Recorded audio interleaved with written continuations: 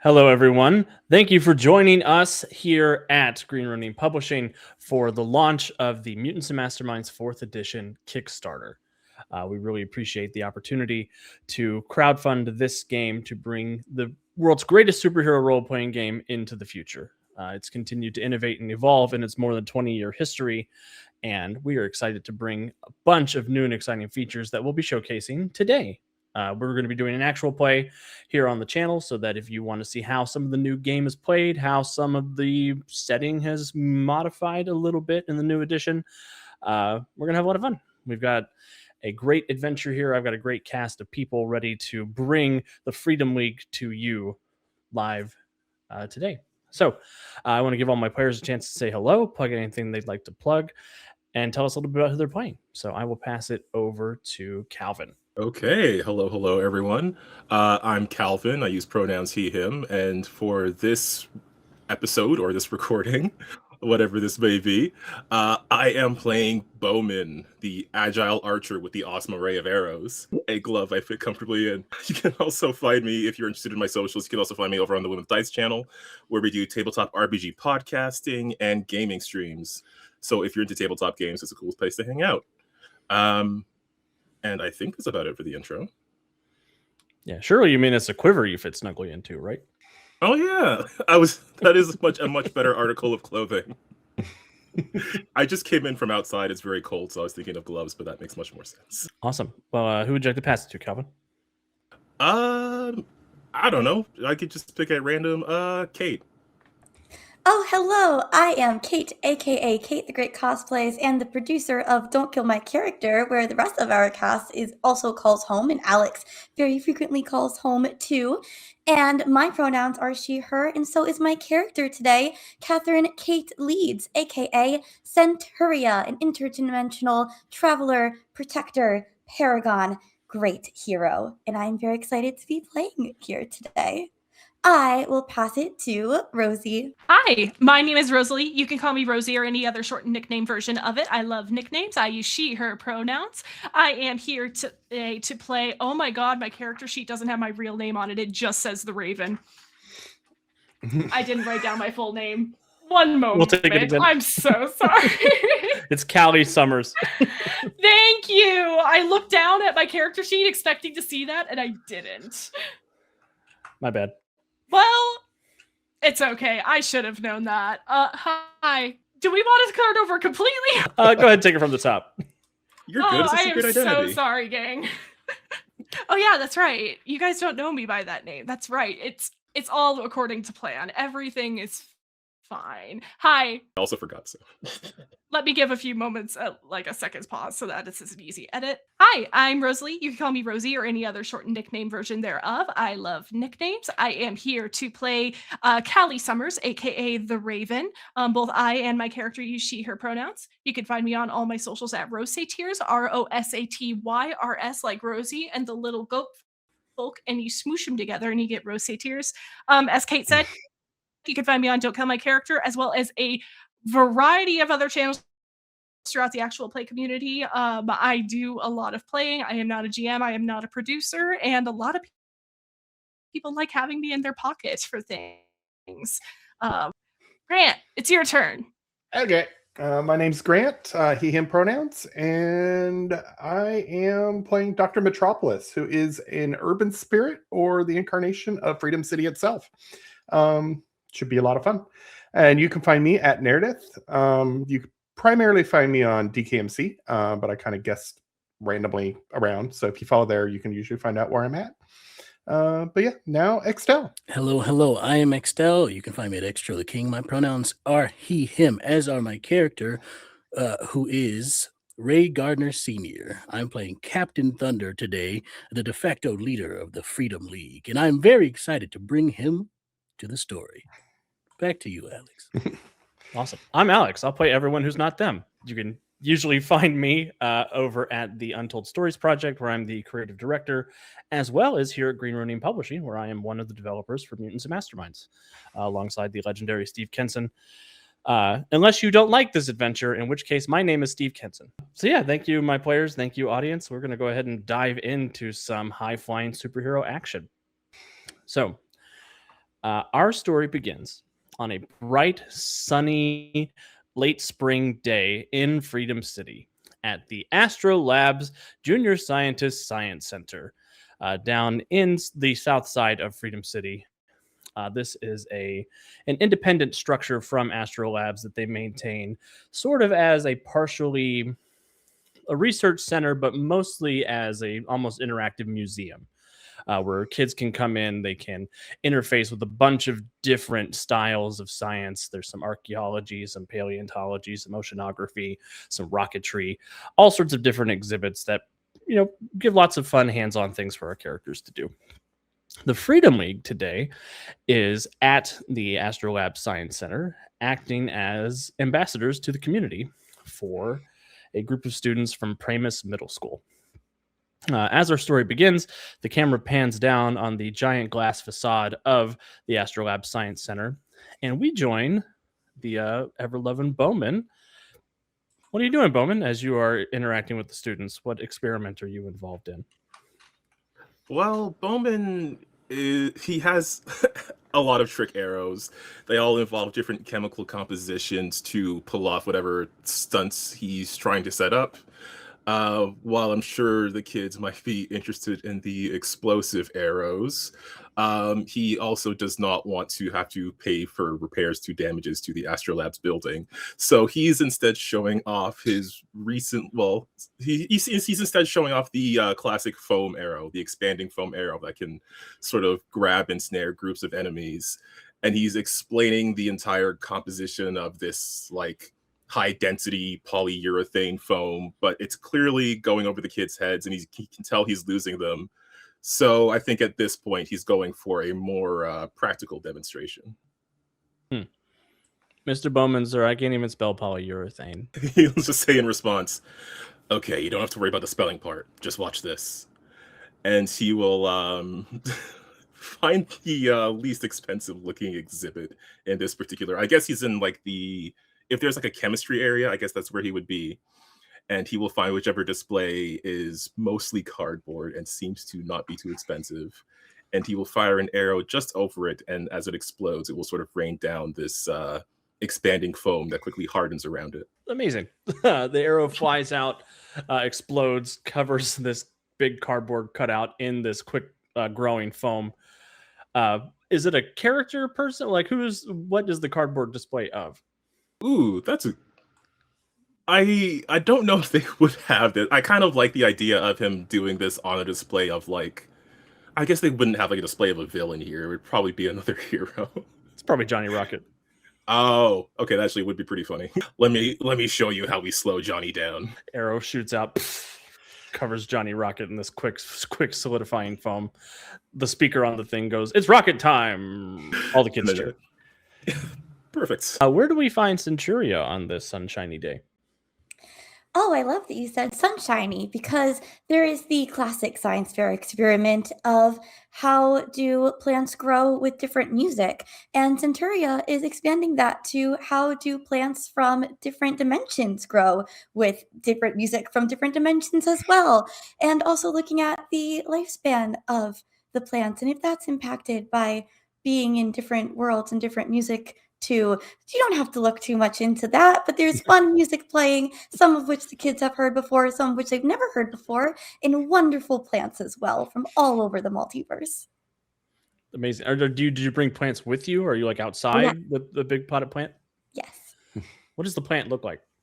The plant is a big pink, is the closest color to what you would know on this earth.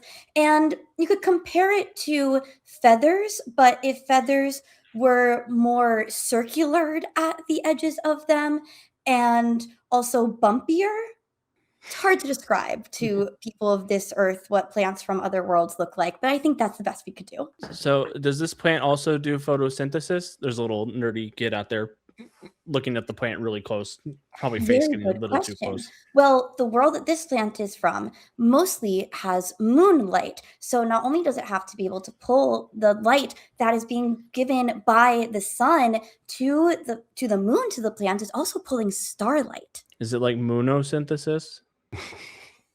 You know what? That's an excellent name for it. Let's call it Munosynthesis, young scientist. The kid jumps up and down, pushes their glasses up on their nose, goes to brag to the other kids that they got to name a science thing. What is Captain Thunder up to, Extell? I'm glad you asked. Okay, children, we are in the science auditorium here, and we're going on a little field trip. Our good friend Bowman has set up a very good experiment for us to do today about how electricity can be conducted and how we are excellent conductors of electricity. Follow me.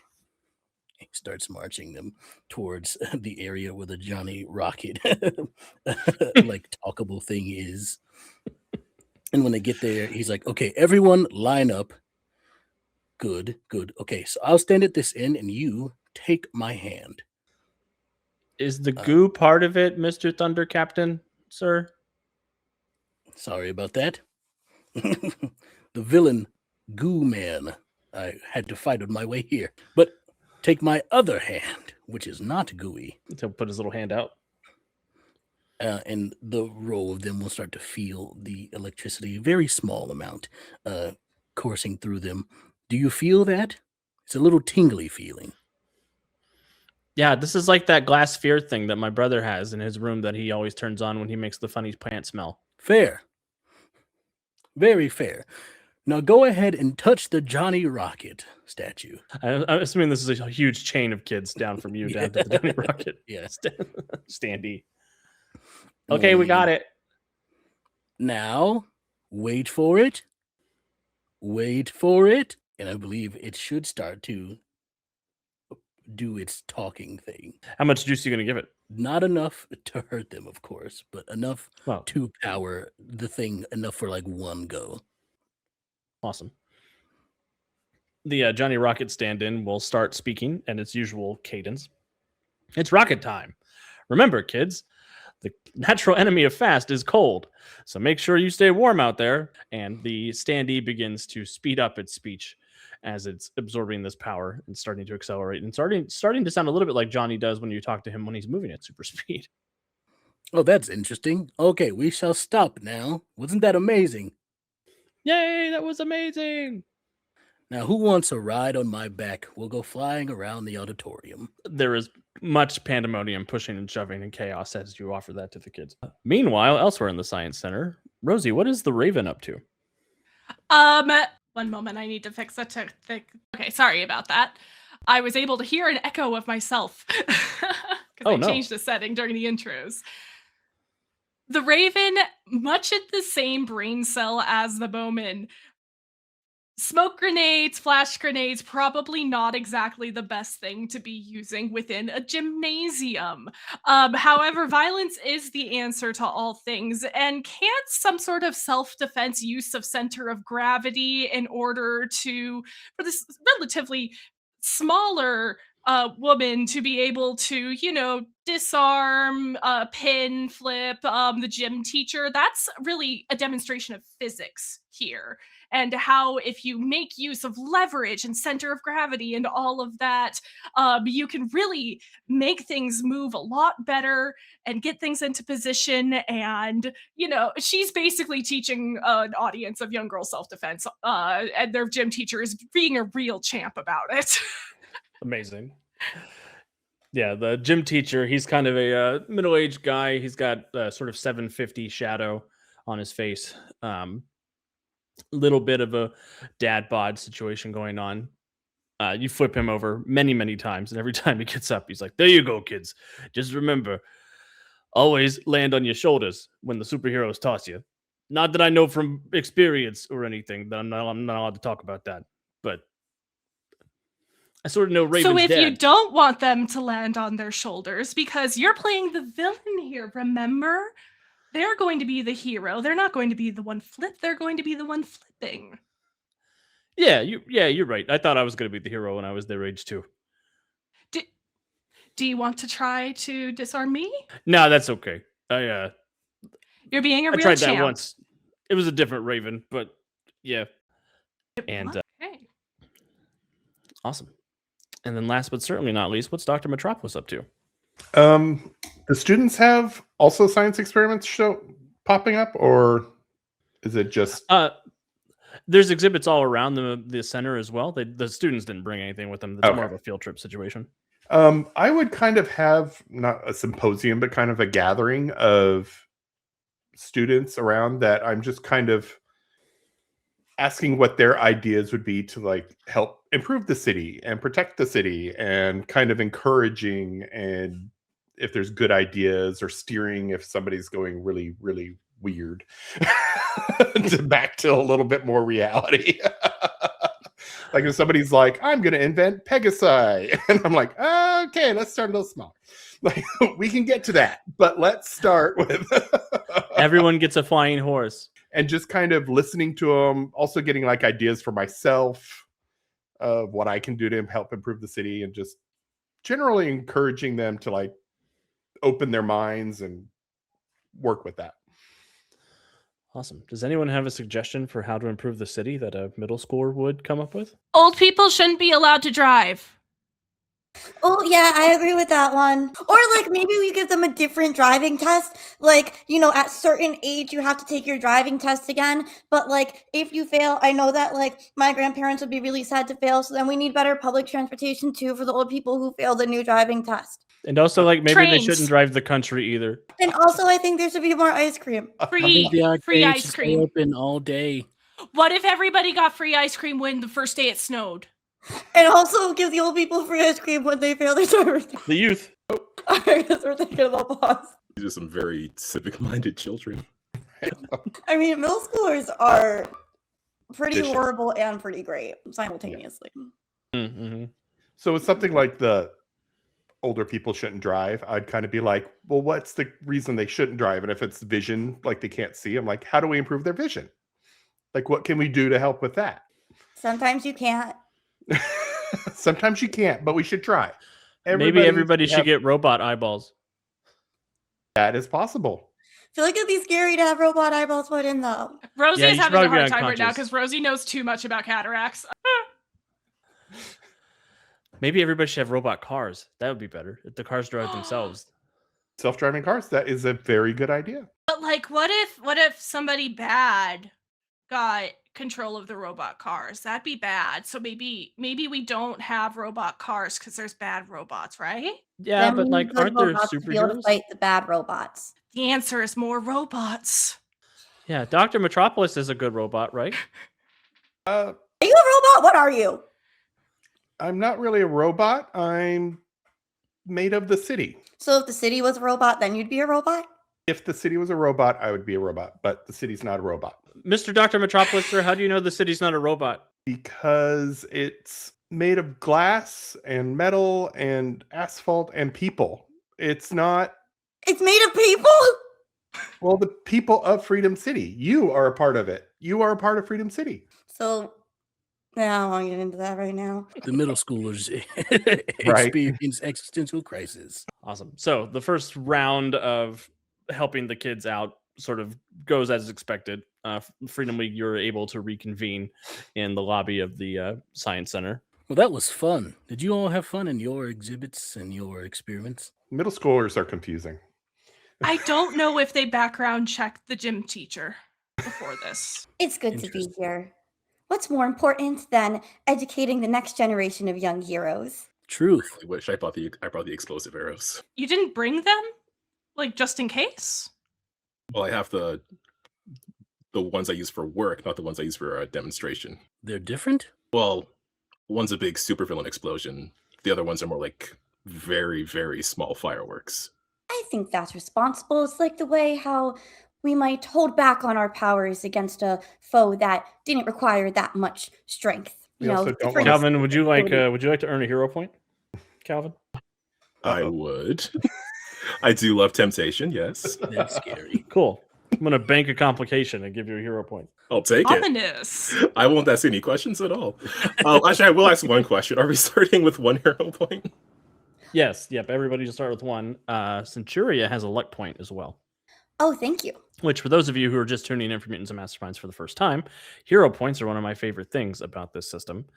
It is a resource our players have access to that allows them to modify the story in lots of exciting and bold ways, from allowing them to take extra actions each turn, giving them the opportunity to reroll failures into successes. They can use hero points to use their powers in new and exciting ways.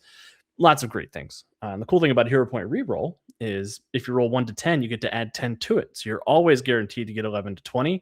I certainly wish that some other games would take inspiration from that. But that's why you're playing Mutants and Masterminds, and you're super cool for that. And thank you for the explanation for the audience and totally nobody on screen who's playing this system of any edition for the first time. No worries, we got you. So yeah, what I'm doing as a GM is one way you can earn hero points is through your complications coming into impact. There are things that your characters have, like personality traits, weaknesses, flaws, anything that can make their life more difficult as a hero. As a GM, you have the opportunity to offer complications that aren't necessarily on the character sheet as potential little story nuggets to pull on. And Calvin has volunteered to take one sight unseen. So that's one of the things we love about Calvin. I'm very excited for the consequences of that. Yeah, you also earn them through good role playing, through jokes I think are funny, jokes I think aren't funny, vivid descriptions. And I tend to give them out at the beginning or the end of scenes. They're meant to be a moving resource, so don't feel like you have to have a huge stockpile of them. So I feel like this day is going swimmingly. Yes, it is nice to just be able to appreciate and enjoy a peaceful day of education and fun. Does anybody know what happened to the rocket display? I have no idea. Well, I used it in one of my experiments after a certain incident caused it to, let's say, lose power. Which could have happened from anything. Of course. I guess the Freedom League can perhaps reimburse the museum for being able to fix that exhibit. It's an easy fix. It's a voice box. It's not that We big can of a put it deal. on Johnny's tab. Oh, yeah.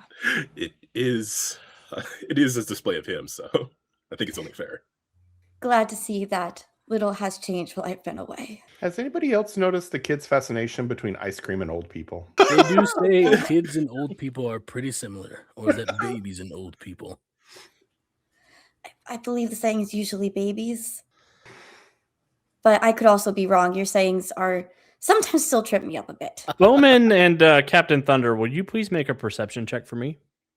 Wonderful. This is our first roll of the game. For people who are following along at home, the way M&M mechanics work is you roll a d20, you add a number. The higher you do, the better you do. The lower you do, the worse you do. It's only 1d20 for the whole system. But I encourage you to have more than one d20 on you at a time, because if one misbehaves, then you need to be able to replace it. So, yes. 14. Exactly. 14 is the right number. That's a good number. It's precisely 14 d20. I have How many a I 20 have? total on that roll. I got an 11. 20 total. 11. Bowman, as everybody's sort of chilling, chatting in the foyer here of the ASTRO Labs Science Center, you do see the Johnny Rocket cutout is now looking at you from beyond the hallway leading into the dinosaur exhibit. Not the telltale Johnny Rocket display. And Raven's here and everything. Yeah, he just awkwardly locks eyes with it for a moment and out loud will say, I don't think that's where we left that. Or did someone move it? The display over there. Perhaps someone did move When it. everybody else goes to look at it, it's gone. Oh, What do you mean? The Johnny Rocket display, it was there a moment ago. This has been a long day. Dr. Metropolis, is that something you can sense the movement of or whereabouts of? Can I? Yes, I'm going to give Kate a hero point. Okay. Because sure enough, Dr. Metropolis does have the ability to sense quote-unquote urban materials, which cardboard most certainly is. All right. That I will- implies the existence of a category of rural materials. So now I'm so... Continue. Brought to you by John Deere. Can you say that on the Kickstarter? Not Sorry, my sponsored. producer brain. Good old JD. Sorry, Don Deere. Interdimensional harvester. All right. I will try to track it down. Yeah, give me a perception check. All right. Perception. I rolled a 24.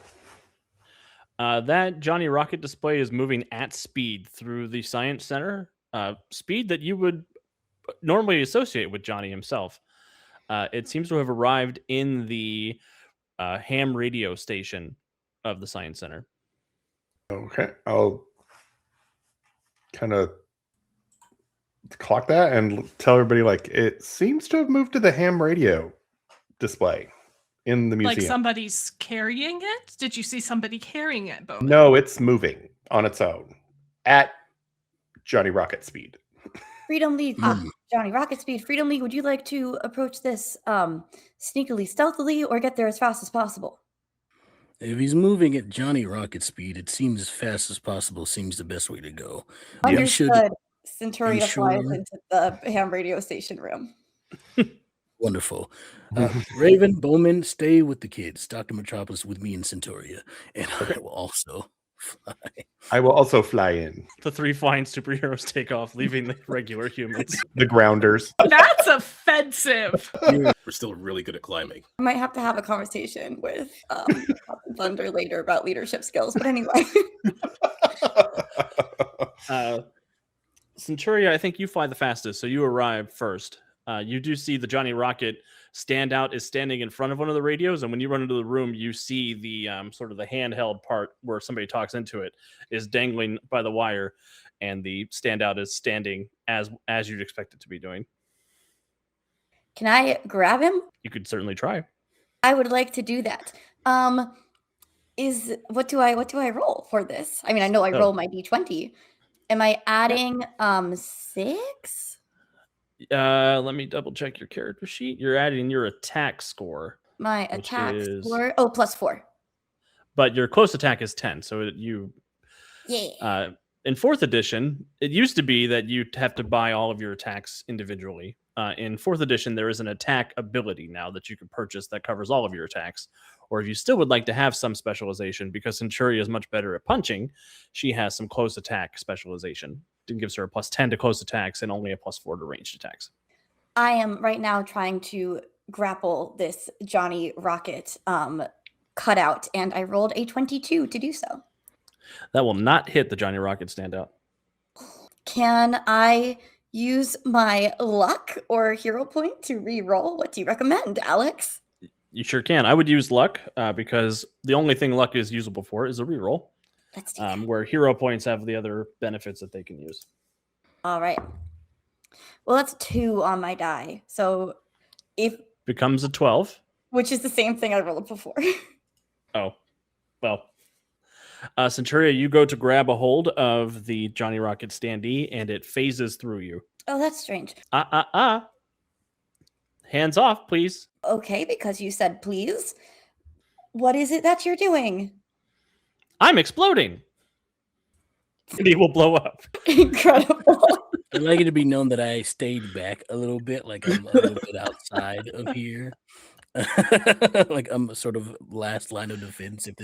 Basically, I was trying to, if this thing ran, I'd be there. But Yeah. I just wanna be Centuria, on will you this. give me a Please, for the con love of check? God, tell me we hear the explosion from. Yes. Yes, it's very audible. Just off in the distance, comparing our various grapple lines, and then there's like a distance explosion. Before it, once we hear I'm exploding, can I try to launch it up to get it away from anybody? So this is a good use of a new advantage for 4th edition. You have the quick counter advantage. Mm-hmm. So you can use your reaction to try and counter my thing from exploding, Yes. which is going to be a roll of a d20 plus 10 for your ranks in urban control. Okay. Opposed by my ranks in explosives, which is a mighty 6. So you have a d20 plus 10. I've got a d20 plus 6. I rolled a 28. I got a 15. So, Dr. Metropolis, what do you do as you prevent the explosion from harming Centuria? Presumably the immediate area.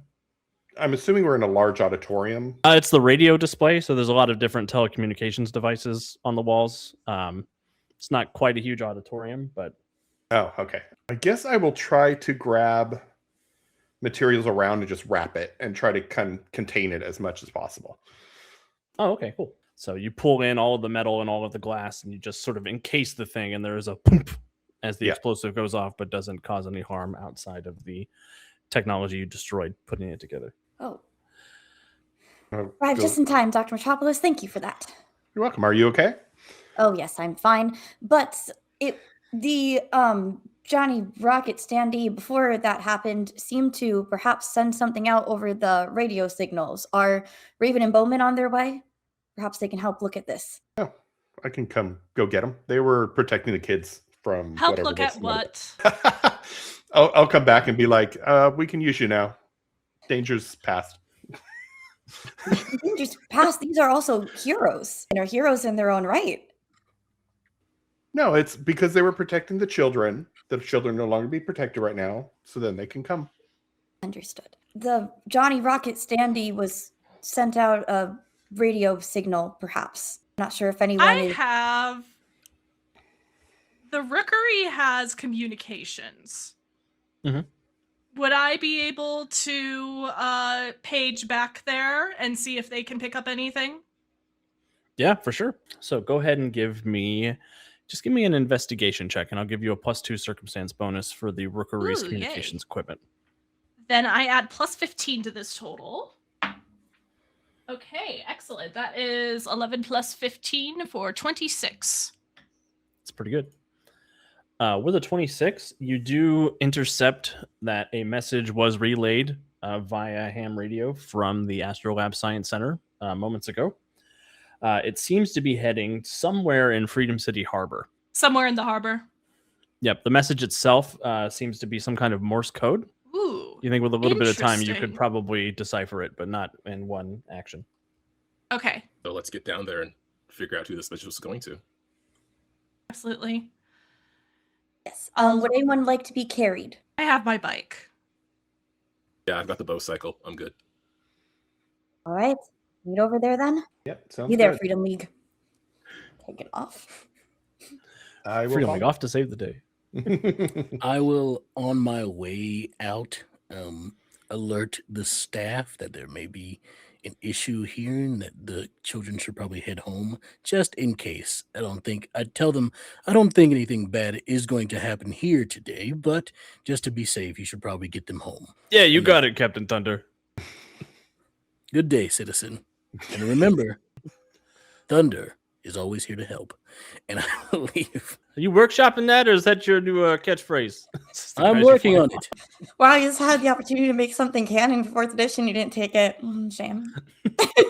We have time. It's still in the exposition of the one shot. Yeah. At the beginning, we can't have the one. It has to be toward the end. This may or may not be my goal for this one shot. Continue. Oh, that's a good goal. Good goal.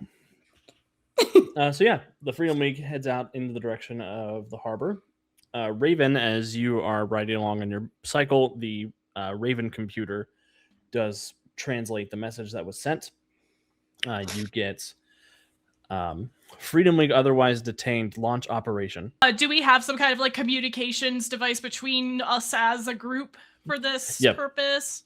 Definitely pass it on. I don't understand why they didn't. It was a wide announcement. They probably should have known that today. Possibly that was sent out before they knew that the explosion wasn't going to actually work, rather than the kids being the detainment. So it was just a distraction then? Yes. Where is the danger? That means they're not expecting us. I presume at the harbor, that's where that message was going.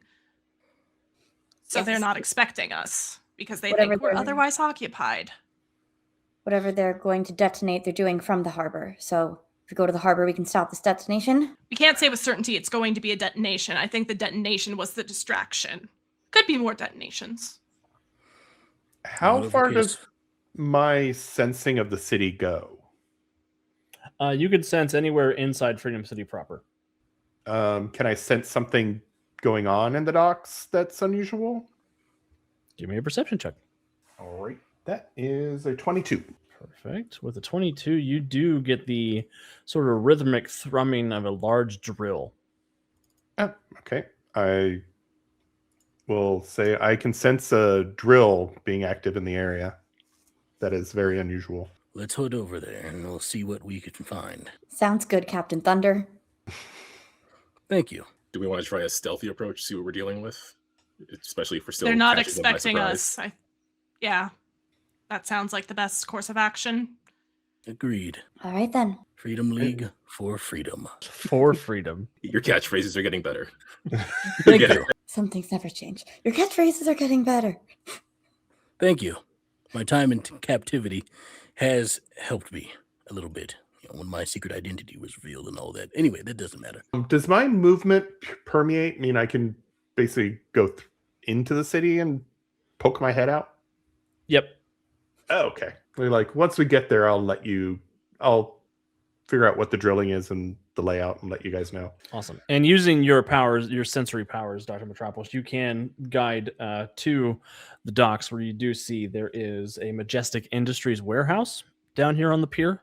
Oh, okay. The thrumming appears to be coming from somewhere underwater beneath the dock itself. It sounds like somebody's trying to burrow a hole up into something far below.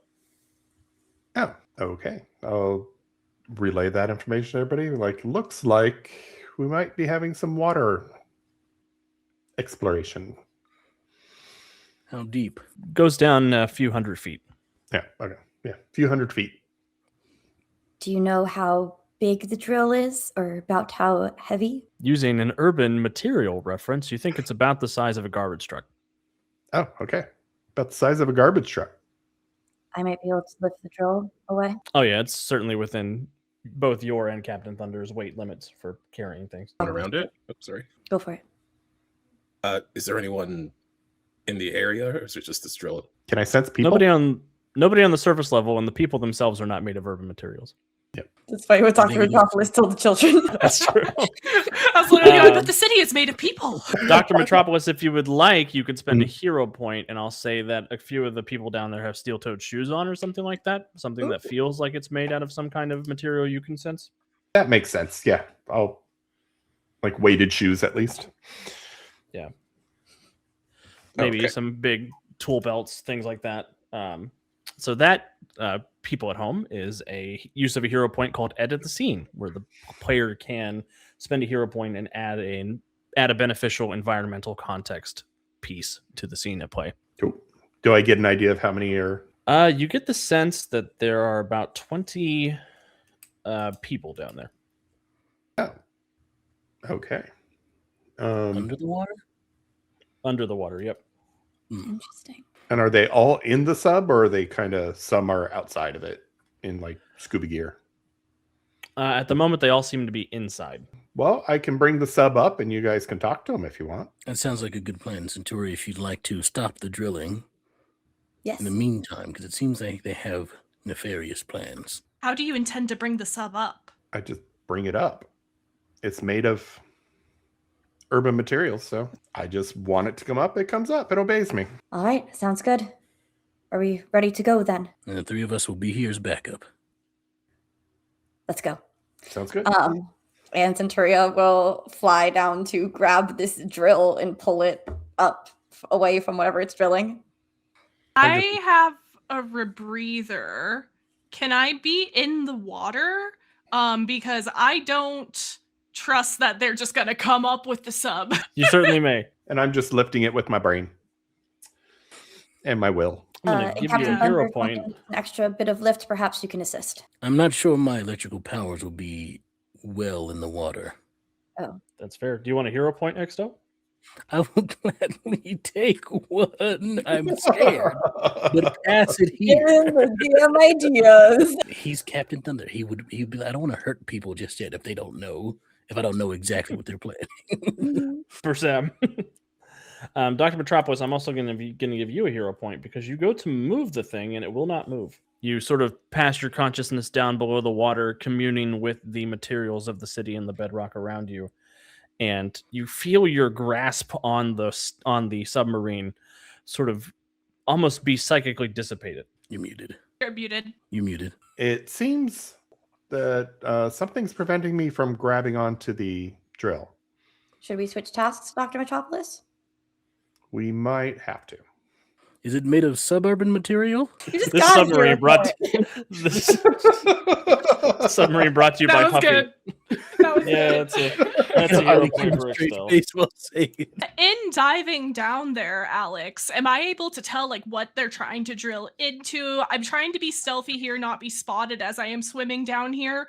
I am waiting for this thing to move. I'm underwater. I don't know what you guys are doing up there, but at the very least, I want to be nosy here and figure out what I can figure out by looking down here while everybody else tries to figure out how to lift these things. Awesome. You do see this drill. It is burrowing into the bedrock of the facility underneath this warehouse. You do see there are some guiding lights, and it looks like there's almost a launching port for submarines that it's breaking into, trying to get into. So there's probably some kind of secret lab underneath this warehouse that has been previously unknown. And speaking of guiding lights, I have a feature called Guidance, an advantage, and I would love to ask you, in the narrative, do I spot what is causing Dr. Metropolis to not be able to use this power in this situation? That is my question. What is being used to prevent that? Based on your extensive knowledge, Raven, of supervillains and the like, you recognize the make of this technology belonging to Dr. Simian, the ape nemesis of Johnny Rocket. You think that he may have specifically warded the submarine from Dr. Metropolis's influence. Got it.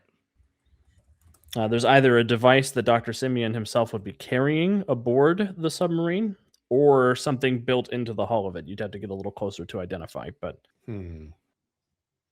Okay. I will come back up and debrief everybody on what I saw. Yeah, Centuria, as you are down there as well, will you give me a perception check with your extended vision? Yes, I will.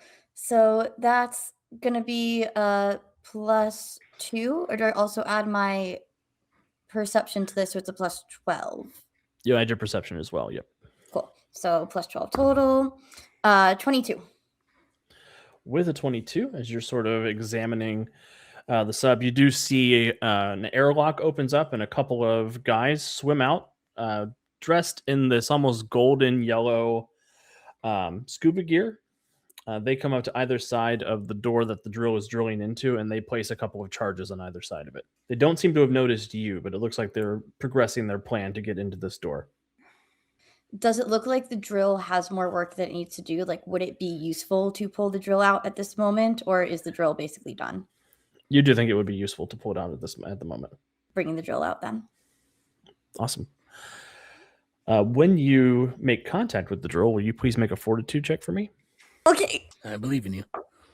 Thank you. 24. 24. You're not harmed as you put your hands on, but there is a surge of cosmic energy that passes from the hull of the submarine up into your body. Oh, interesting. Pulling this up out of the water. Excellent. We're going to go ahead and make an opposed check real quick of the submarine's swimming ranks and your athletics. All right. My athletics are a +16. I absolutely believe in you. Thank you. Could I use an encourage here? I have encourage. So, what the encourage advantage does is allows you to use your reaction to give somebody else a use of extra effort, which we'll talk about in a little bit. But if Centuria was to fail this check, you could use encouragement to give her the chance to try again. Wonderful. Well, let's see if I failed. I got a 28. You do not fail. You beat me by 8, which is 2 degrees of success. You yank this big, massive machine up out of the water. The drill still spinning, trying to get purchase. The two little guys who came out of it look up as it disappears into the darkness, and they realize they are suddenly very far down without as much oxygen as they would like. And you have hoisted this submarine drill out of the water. Bring it up so that the rest of the team can, I guess, like if there is a dock area that I can.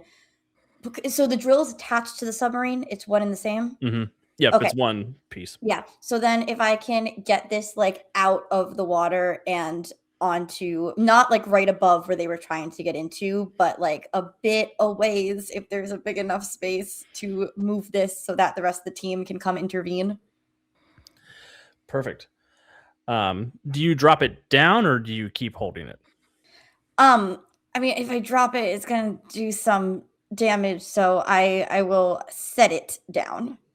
Okay. You said there were charges on this. Were these like explosive charges? Yes, not on the submarine, on the submarine door, like the door they were trying to drill into. They Go put some into. charges So I down there. think as Centuria comes up, she will say, "Felt a strange energy when I touched the drill, and also they put what might be explosives, something on the door they were trying to access under the water."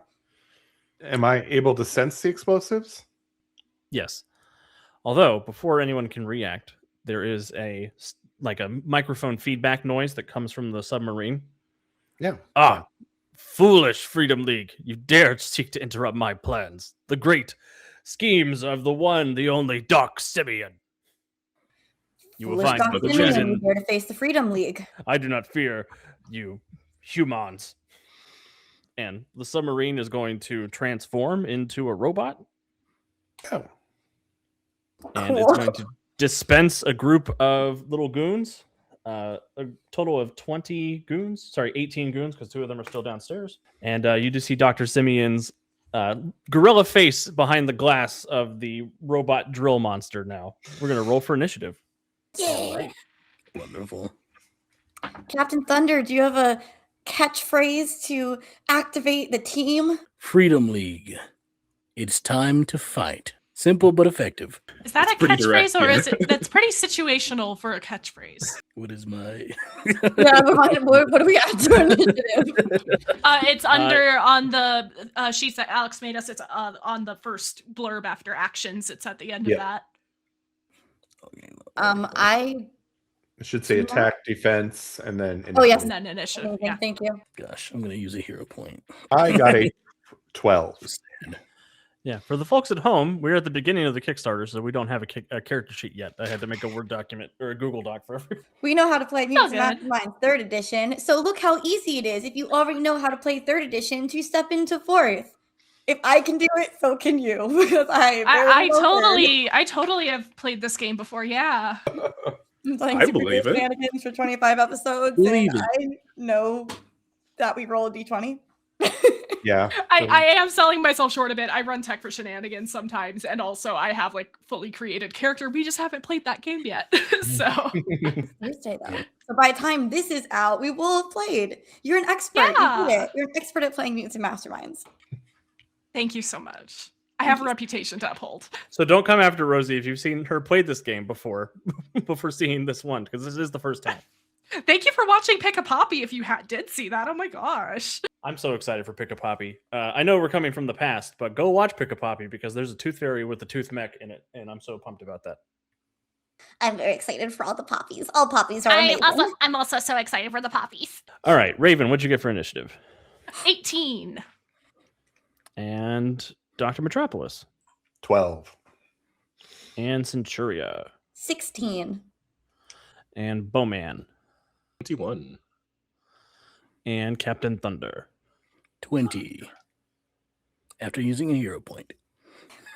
Oh, okay. What was your first one? Wow.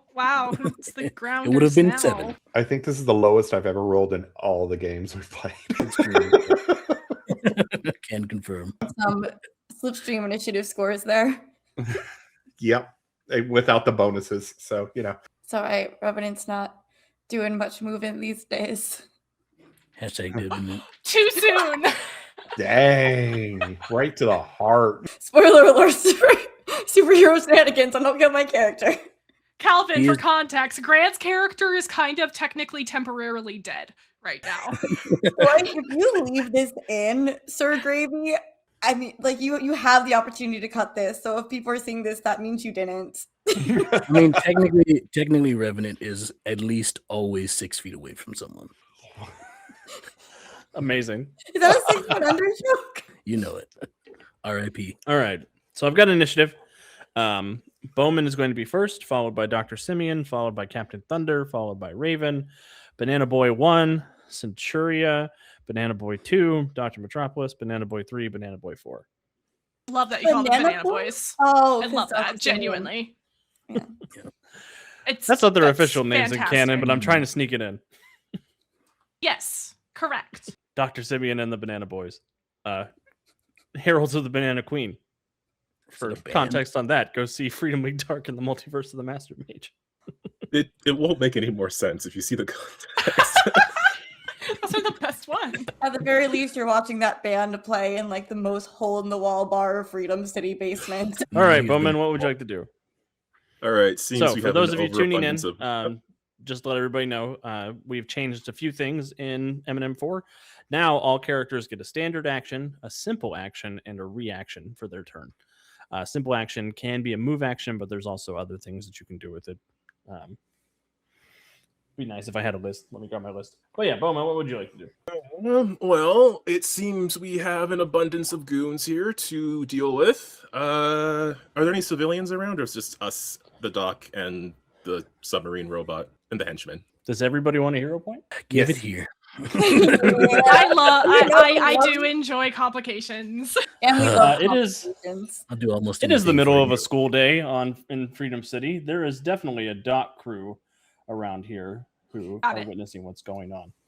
So there are civilians in danger, if that is a thing people are interested in resolving. Ooh. If only I had my civilian safety arrow. Only selects enemies, never hits. Right. OSHA certified. Okay, so explosive arrows out of the question then. Aren't explosive arrows out of the question anyway? Didn't you not bring those today?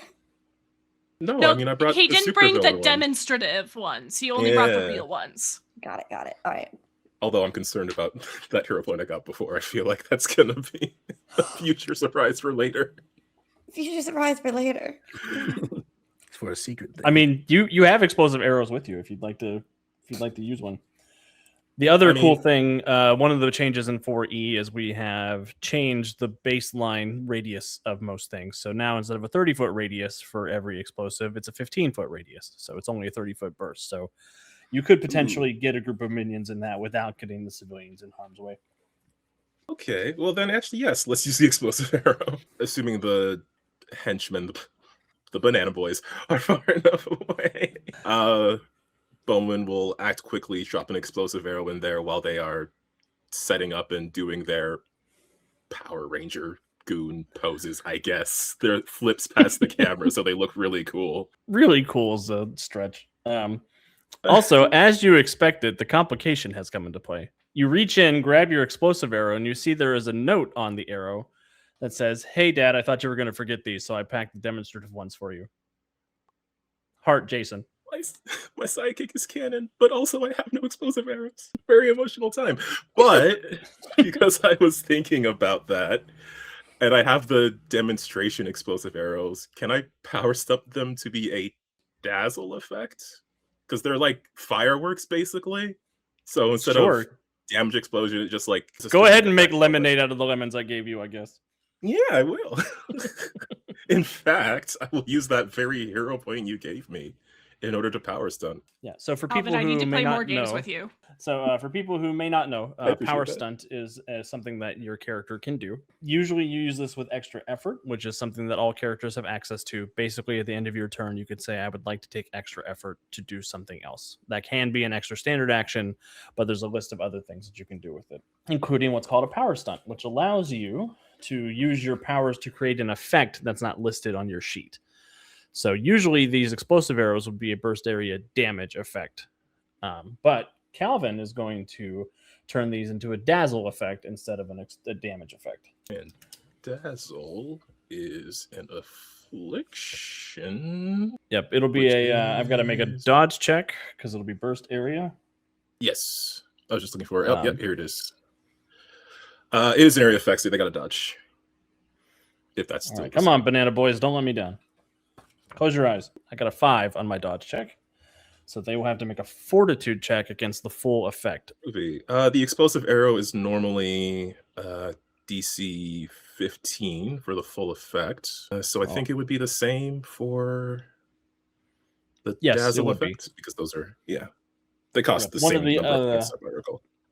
One of the other changes for 4E is now everything is base 10 plus rank to get your DC. In 3rd edition, it was 10 for afflictions and 15 plus rank for damage. There was a bit of a difference in those two. Now they've been unified to make it a little easier to adjudicate things on the fly. I rolled an 8 total on my check. So ordinarily that would be 2 degrees of failure because it's every multiple of 5 below the DC. But these are minions, so they suffer the worst degree, which for Dazzled is they are blind, they are hindered, they are vulnerable, and they are visually unaware. So their defenses are at half, their movement speed is at half, and they cannot use their visual senses to do anything.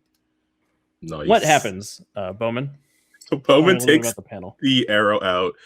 He sees this note, and there's just this moment of like partial annoyance, but also he's just like feeling really proud of his sidekick still, because he just reflexively feels proud of Jason every time he thinks about him, because he's just such an impressive young man. But we got minions to deal with, so he adjusts the angle of the arrow so it explodes over them instead of landing in between them, and then it just like poofs, explodes, lets off this bright firework display to blind the enemies. Perfect.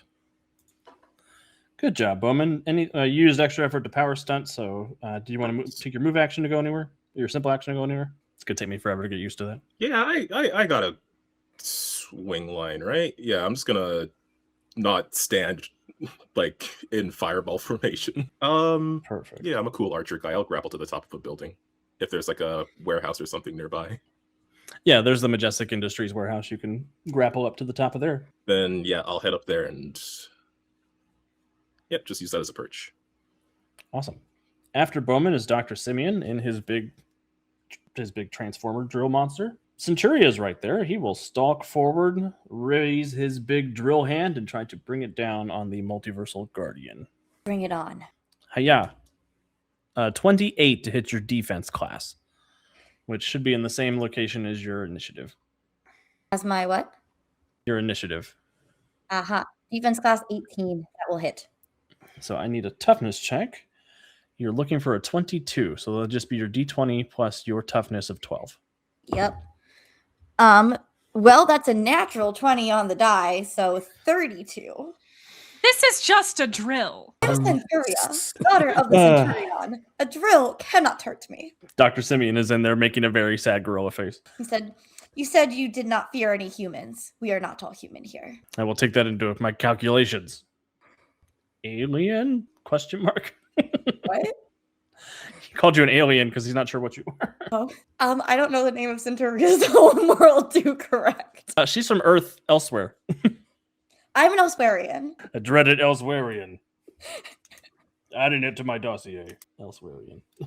Putting it in my notes. So yeah, that's Dr. I like Simian. to think that Centuria just kind of backhands the drill away. Amazing. After Dr. Simian is Captain Thunder. I know what I'm good for. I know what I'm best suited for. And I'm not the fastest or anything like that. I'm built to hit things. And that's what I'm going to do. I'm going to rush forward toward the giant robot, and I'm going to make an unarmed attack against it as I rush forward and in midair square up and deliver a jab to it. Beautiful. Go ahead and roll a hit for me. Let's see what we get. That's cacked. I'm going to roll again. In the worst spot ever in the dice tray. Use a hero point. Your dice don't like you today. Not at all. I've been rolling them too much, I think. They're tired. It's Extell's third game today. That's going to be a 23 to hit. Oh, that will hit. So I think what happens is I almost feel like thematically this happens in slow motion because I'm wild like that. And it's like a jab, but half a second later, it's almost like he does like almost this 1-inch punch in a way.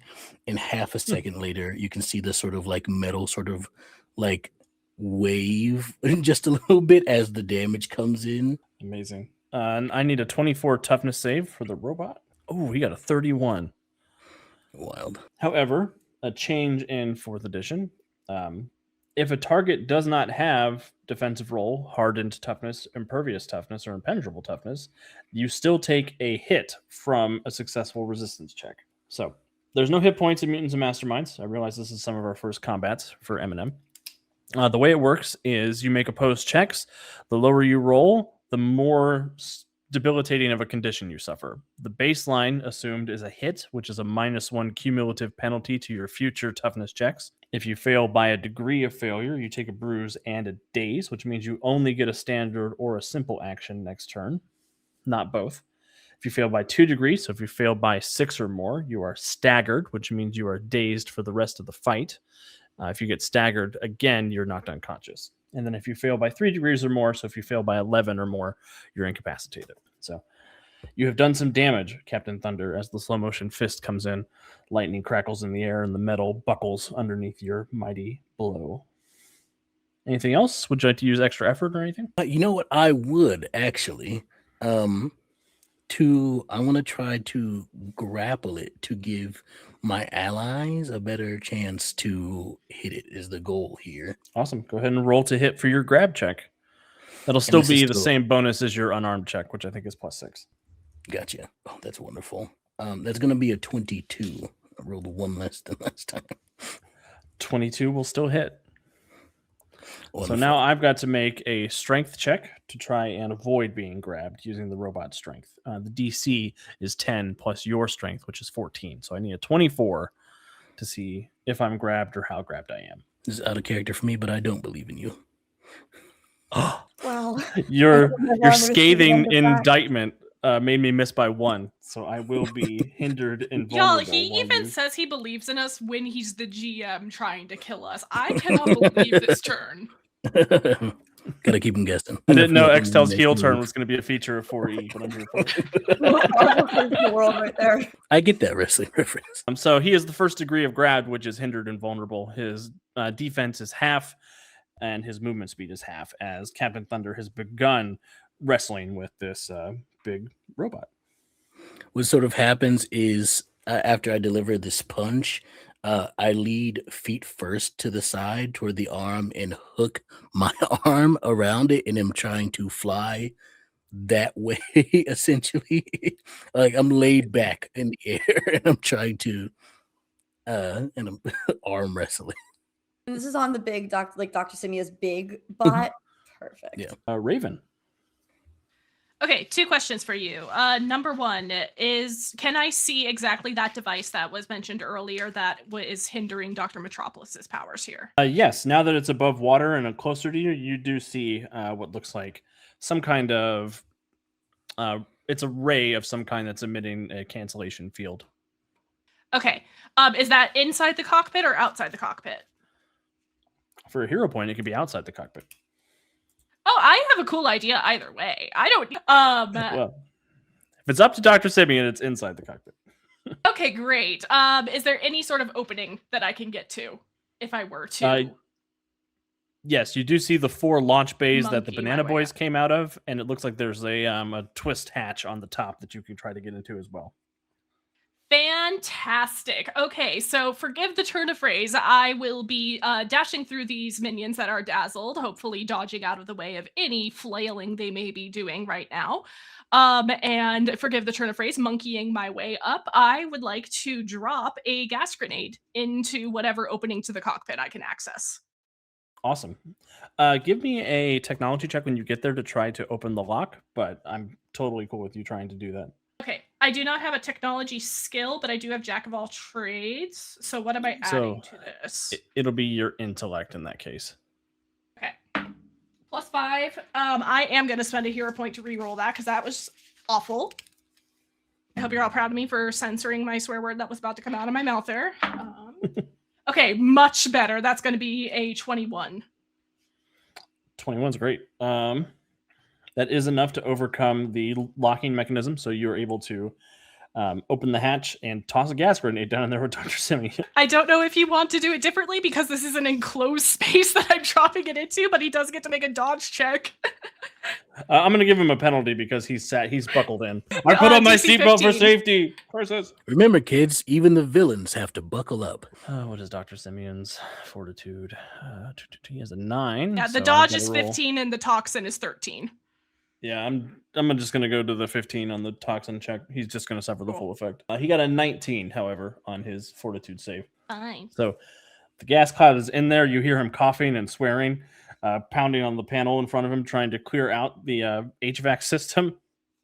But he is distracted. Excellent. And I like the idea so much, I'm going to have the gas linger for another round. So he'll have to make another save against that on his turn if he doesn't do something about it.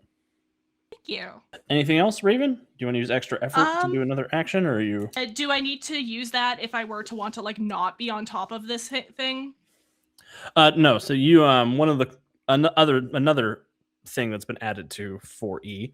Everybody has access to move by action now, so you can move, do a standard action, and then finish your move action without stopping. Yes. I will hop back down, hoping to essentially flank with Captain Thunder so that he cannot aim and attack at both of us at the same time.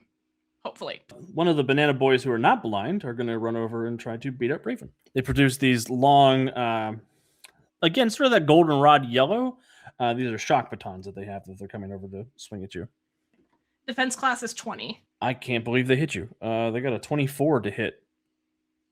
Can I? So I need. You can interpose, Centuria. I do so. So Centuria is using her reaction to jump in front of an attack meant for somebody else. She is much more likely to pass a toughness check than the Raven. So Centuria, please give me a d20. You're trying to get a 16. All right. Well, d20 plus your toughness. Yep, that's 9 on the die plus my toughness of 12 for 21 total. You're fine. You do hit 5, so you do beat it by a degree of success, so you don't suffer any damage. Perfect. Fly around, and with Centuria's superhuman, is she actually human? Did I get that wrong, Alex, in the lore? No, she's not. Nope. Right. She's not human. With her Steve never specified what Centurion and Centuria are. With her beyond human invulnerability, she sees this attack coming for her friend Raven and flies in the middle and just body blocks it for her and says, "Great thinking with that smoke grenade." Oh, that's nice. I like friendship. I'm going to give a friendship hero point because I like it. Oh, yay. Centuria, over to you. All right. So keeping up the friendship vibes, I see that my friend Captain Thunder has this robot in a lock, and I think that makes an excellent opportunity for me to body slam this slam attack. Here for it. So there is an option that I want to present to you. Ooh. Slam attack's perfectly cool. Very happy for a slam attack. You do have the option, if you'd like, all characters have access to all combat maneuvers in 4th edition. Mm-hmm. So because the robot is bound, it is easier to hit, which means you could use power attack to subtract up to 5 of your to hit bonus to add up to 5 to your DC if you want to make this a very impactful hit. Oh, let's do that. Since you're more likely to hit already, and you have an abundance of hero points you could spend. Okay, yeah.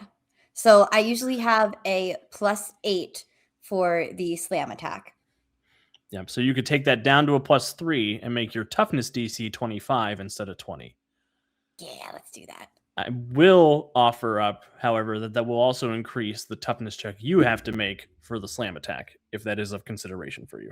So then I would add 5 to my toughness check? Yes, you would have to it's half of the rank, so you would go from 15 to 18. Okay. So then I'm doing a DC 18, they're doing a DC 25, and I have a +3 to hit. Yep. Yeah, let's do it. I have hero points I can reroll if needed, but I believe in myself. Boom. Oh, yeah. 16 on the die +3 is 18 attack. That will hit. Well, +3 is 19, but 16 + 3, 19. Yes, I can math. I can't, I guess. Thank you, Grant. You're welcome. Steve, why'd you put all this math in our superhero game? Yeah, why do I have to play math on play math? Why do I have math on playing pretend? Ridiculous. See, that's a great idea for a supervillain. They just stick everybody in a math test. I like the math. The math is good. When we do Don't Kill My Character Jackbox nights, I am really good at the math part of Trivia Murder Party. So, you know. I love Trivia Murder Party. Please do another Jackbox party soon. Yeah, join us for it. I want to. I'll schedule it for a night that you can definitely be there. Producer privilege. Perfect. So I've been hit. I've got a DC 25 toughness check coming in. Yeah. Oh, and I have to Already- make my DC 20 toughness check now. 18. Yep. 18. Yes. Okay. Pass. That's a 24 total. Yeah.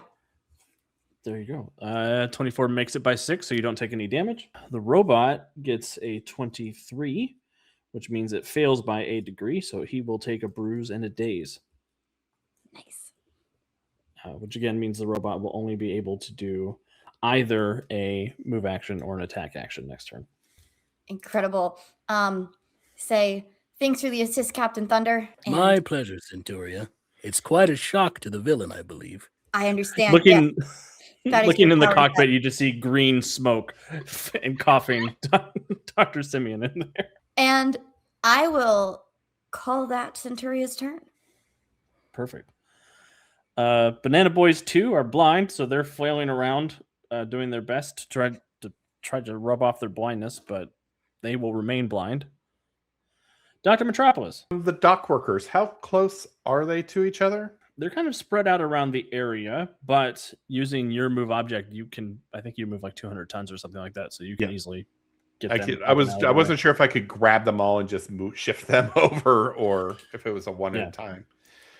If you would like to use your simple action to do that, you can get basically half of them out of the way. If you want to dedicate your standard action to it, I'll let you get everybody out. I'm going to dedicate to it. Awesome. I'm going to give you a hero point for heroically rescuing the dock workers. Woo. What does it look like to rescue them using your powers of city elemental? I take a part of the dock and just kind of swoop them up in it, almost like a giant bowl, and just kind of push them off behind the building so they're no longer there. And just kind of I don't know why I have the image of somebody scooping a spider into a mason jar. pretty much like, this is to protect you more than me.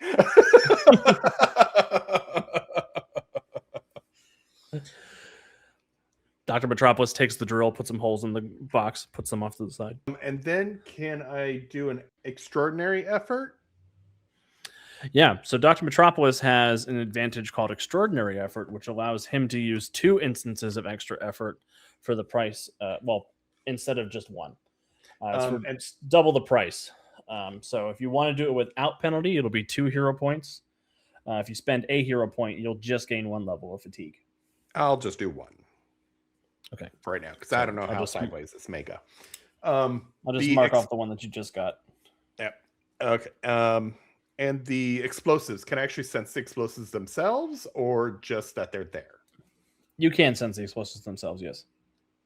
So I can move them? Yeah, you can move them. I will lift them up and put them on the back of the robot.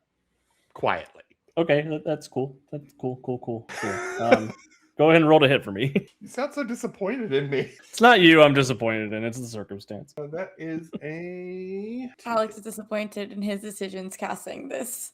That is a 23. That'll hit because Captain Thunder's holding him. And then with my other thing, I will use metal from around. Maybe like there's a pole that has a light on it, and wrap it around to help Thunder keep a hold of him.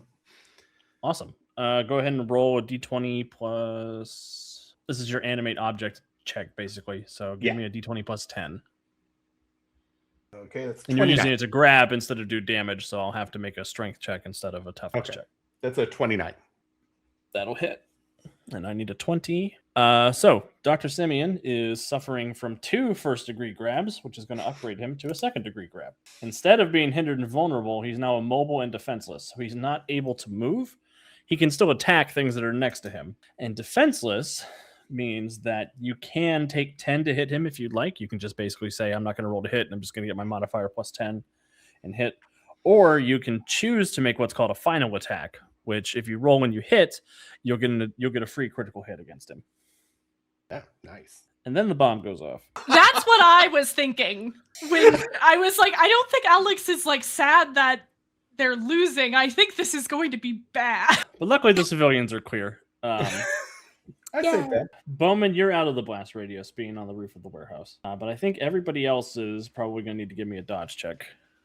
Okay, I have uncanny dodge. Does that do anything to help me here? So if you would be surprised by this, you do not suffer a penalty for being surprised to your defense. Excellent. Do you have improved evasion as well? I don't remember.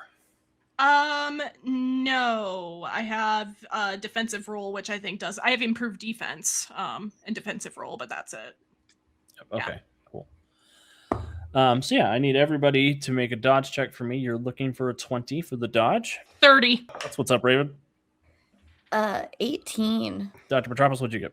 26. 26. And Captain Thunder? I did get a 20 total. No, wait. 20. So No, I got a 19. Never mind. No. So Captain Thunder and Centuria, I need you to make a toughness check for me with a DC 20. Raven and Dr. Metropolis, I need a toughness for a 15. Okay. Is this question? Is this damage? Is this damage rank 10 or lower? It is damage rank 10, so you get to roll 2 d20s and take the better of them. Wonderful. 27 for Centuria's toughness check. Centuria is A-okay. I rolled a 15 exactly. So you'll just take a bruise? 21. I'm putting this dice in jail because it just rolled 2 19s in a row, so it's used up its luck. 21 is exactly what you need to not take any damage, Raven. Actually, no, it's way more than that. And anyway, it's enough. 29. 29, you're okay, Captain Thunder. So I think we just got a bruise on Dr. Metropolis. The Banana Boys are blown up. Ooh, I get to say it. Boom, baby. I'm just imagining like Mario Kart banana peel sound effects. What about the blind ones? Oh no. Rough, buddy. 3, 4, 5 and 3 is 8, plus 4 is 12, plus 4 is 16 of the Banana Boys are blown up out of 20. Dr. Simian doesn't get a dodge check because he's grabbed. Looking for a 20 on his toughness. He's got 2 bruises. Oh no, I got a 3 on the dice. 20 minus 13 is 7. He will take his first stagger as the explosive goes off. Dr. Metropolis. Well, he did it. So the robot is smoking and sparking, and it is on its last legs. Dr. Metropolis, you will take 1 level of fatigue, which means that your movement speed will be cut in half, and you are suffering the impaired condition, which will give you a -2 to rolls until you can rest and recover from that. Or spend a hero point to remove the fatigue. Okay. I'm going to make a will save for those Banana Boys that are left. They're going to split. It is a requirement of superhero content to have puns of Right. various levels of goodness and badness. Am I able to use a reaction to capture them? Yeah, that's fine. Okay. Yeah. I'll just have a steel bench nearby or pipes or something, just kind of wrap around them. Shipping container. Yeah, that works. Bowman, back around to you. Well, it would seem Doc Simian is defenseless and staggered. Yeah, would seem. All right. I would like to apply an arrow here. I'll make a roll for it because I'll see if I can fish for a critical hit here. Well, actually, no, it's going to be a critical because he's defenseless. So, You do crit on 19 or 20 for dice for bows. Yes, because I do have improved crit, and you said everybody has access to the maneuvers, so I can just power attack. You can, yep. Okay, gonna power attack, and let's get the roll in to see if this all works in the first place. I don't like how that happened. Well, that's 10 to hit, but 10 total? You have a plus 14 to hit. What do you mean? Or plus 15 to hit? oh, yes, I do. Oh, but you got -5. Yeah, okay. Yes, I did do -5, but I was looking at the wrong value here. Oh, okay. 18 to hit. That will hit with his defenselessness. And you have multi-attack on your standard arrows, so that will also give you +5 DC for that, +5 DC for power attack, +5 DC for critical hit. Yes. What does that bring your number to? 30? Yes, because the standard damage is 15. So DC 30 for the toughness. I can't roll a 30. I rolled a 4. +9 is 13, which is a miss by 17, which for those of you at home, 4 degrees of failure, which will incapacitate Dr. Simian's robot. What happens, Bowman? How does it go down? If I'm incapacitating the robot, well, Thankfully, this canopy that I guess he has is very bullseye shaped. My only weakness. So from up on his perch, Bowman's just gonna squint, adjust his aim, adjust for the wind, and then just let an arrow loose. It'll curve slightly in the air and then just pierce through this canopy and right into the controls of this robot to disable it. Perfect. It begins to spark and smoke and sputter, and it deposits Dr. Simian roughly on the ground in front of all of you. He is dressed in a sort of golden red leotard. He's got a cigar in his mouth. He's got a streak of white in the top of his head. And he looks up at you and says, "This matters not. You cannot stop the machinations of the Crime League." Well, Simian, in the name of Freedom City, you're going down. How's that one? Better, but still workshop it. I think he's already down. What are these machinations, Dr. Simian? I was merely the distraction. My compatriots have already managed to escape with the thing that they truly desired. They were trying to get into whatever is below this building, the Majestic Industries warehouse. That's where they were trying to access. Give me an inside check, Centuria. Sure. Ooh, 18. He looks like off to the side. He looks back at you. Yes, that is what they were seeking. What does he look at to the side? At whatever teleprompter he's trying to lie off of. Was it back at the science center? Crosses his arms and says, "Take me in. I will not say anything else without my lawyer present." That is smart. He did Perhaps lawyer up. Yes. Perhaps we should go back to the science center, though. Can I sense anything weird going on at the science center, like weird vibrations or? It doesn't feel like it. Raven did check out that signal from earlier. Could we try to see if that if a similar signal is happening elsewhere in the city? That would be very, yes, thank you. Thank you for knowing my character stuff better than me. No, I got you. We got us together. We can't fly. Groundies. Motorcycles. Yeah, motorcycle team. Let's go. Yeah, you guys don't have like a motorcycle gang that you're part of. Honestly, objectively cooler. Right? I never get bugs in my face. So, Bowman, what a great question. Go ahead and give me a technology check. Technology. I hope we meet Dr. Simian's lawyer.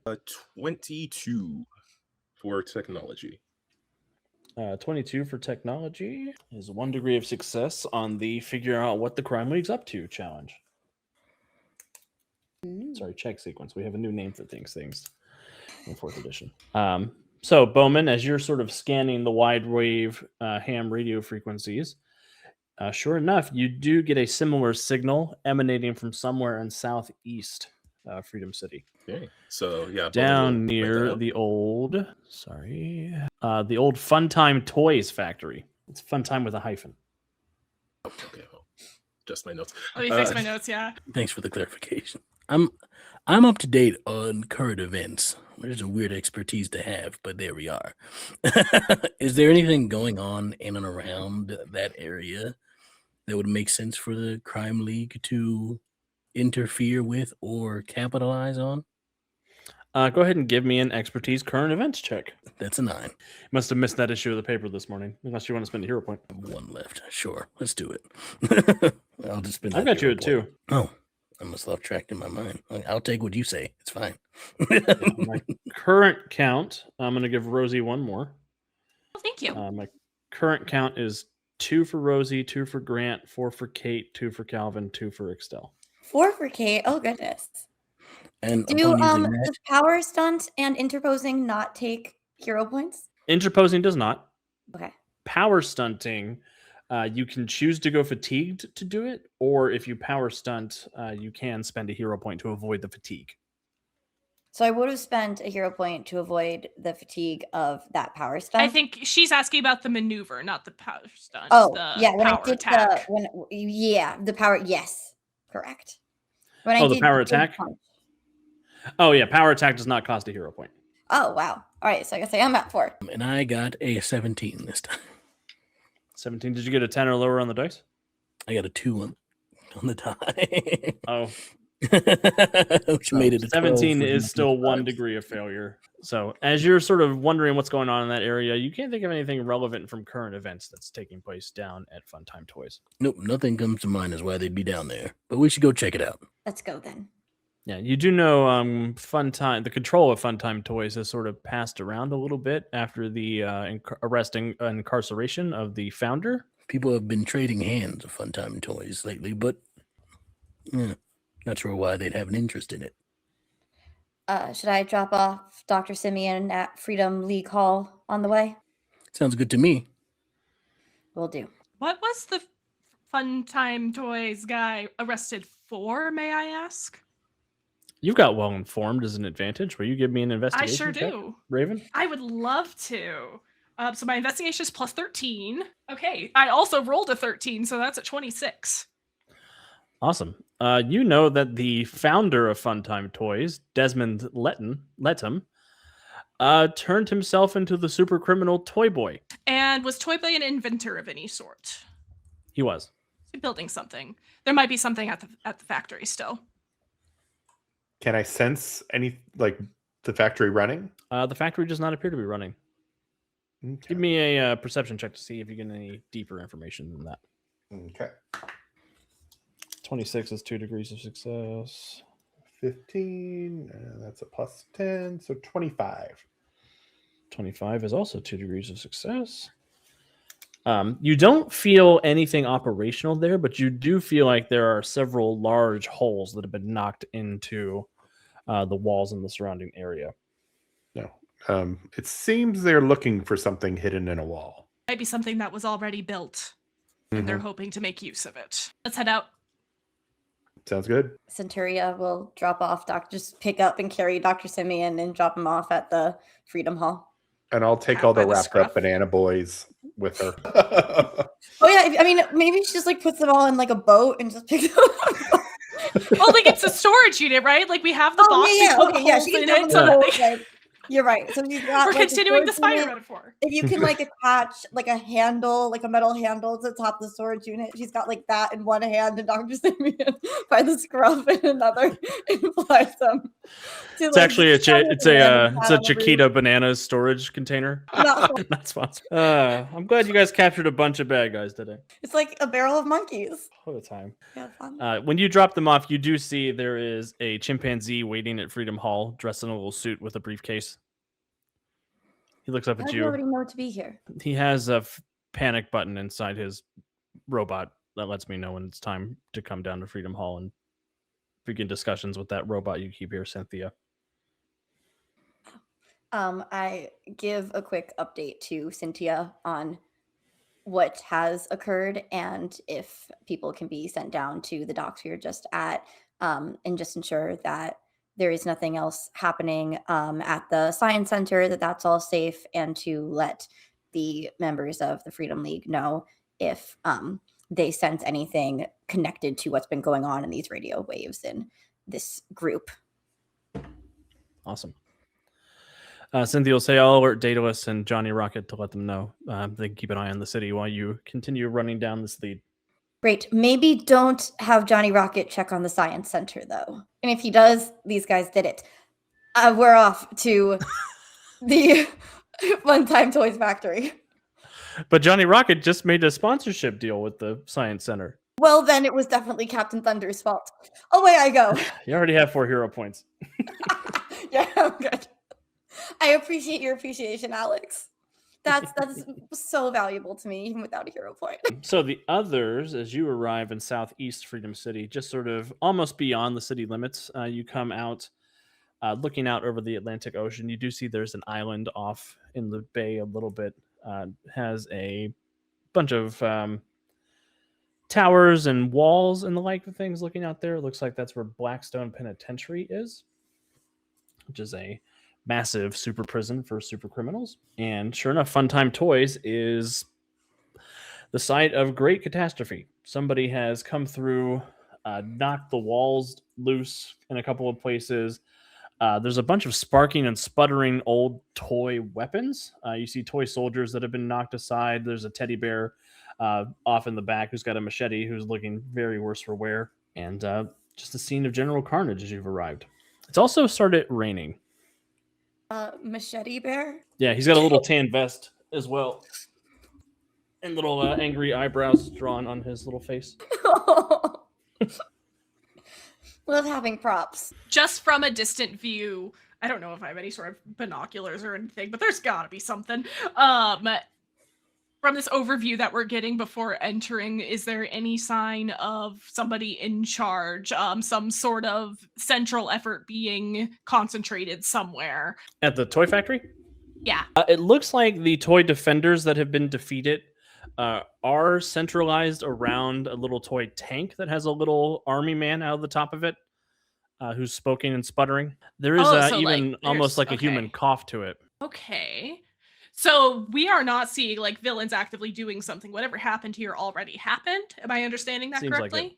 Yeah, Okay. seems like it. Okay. Who goes there? Freedom League, we were here to help, but we're not now. Apparently. Not much left to help with. That's what I mean. Sorry. Just like you super types. Always here to show up at the end. Well, usually they're the All ones the- who end things. That's not been my experience.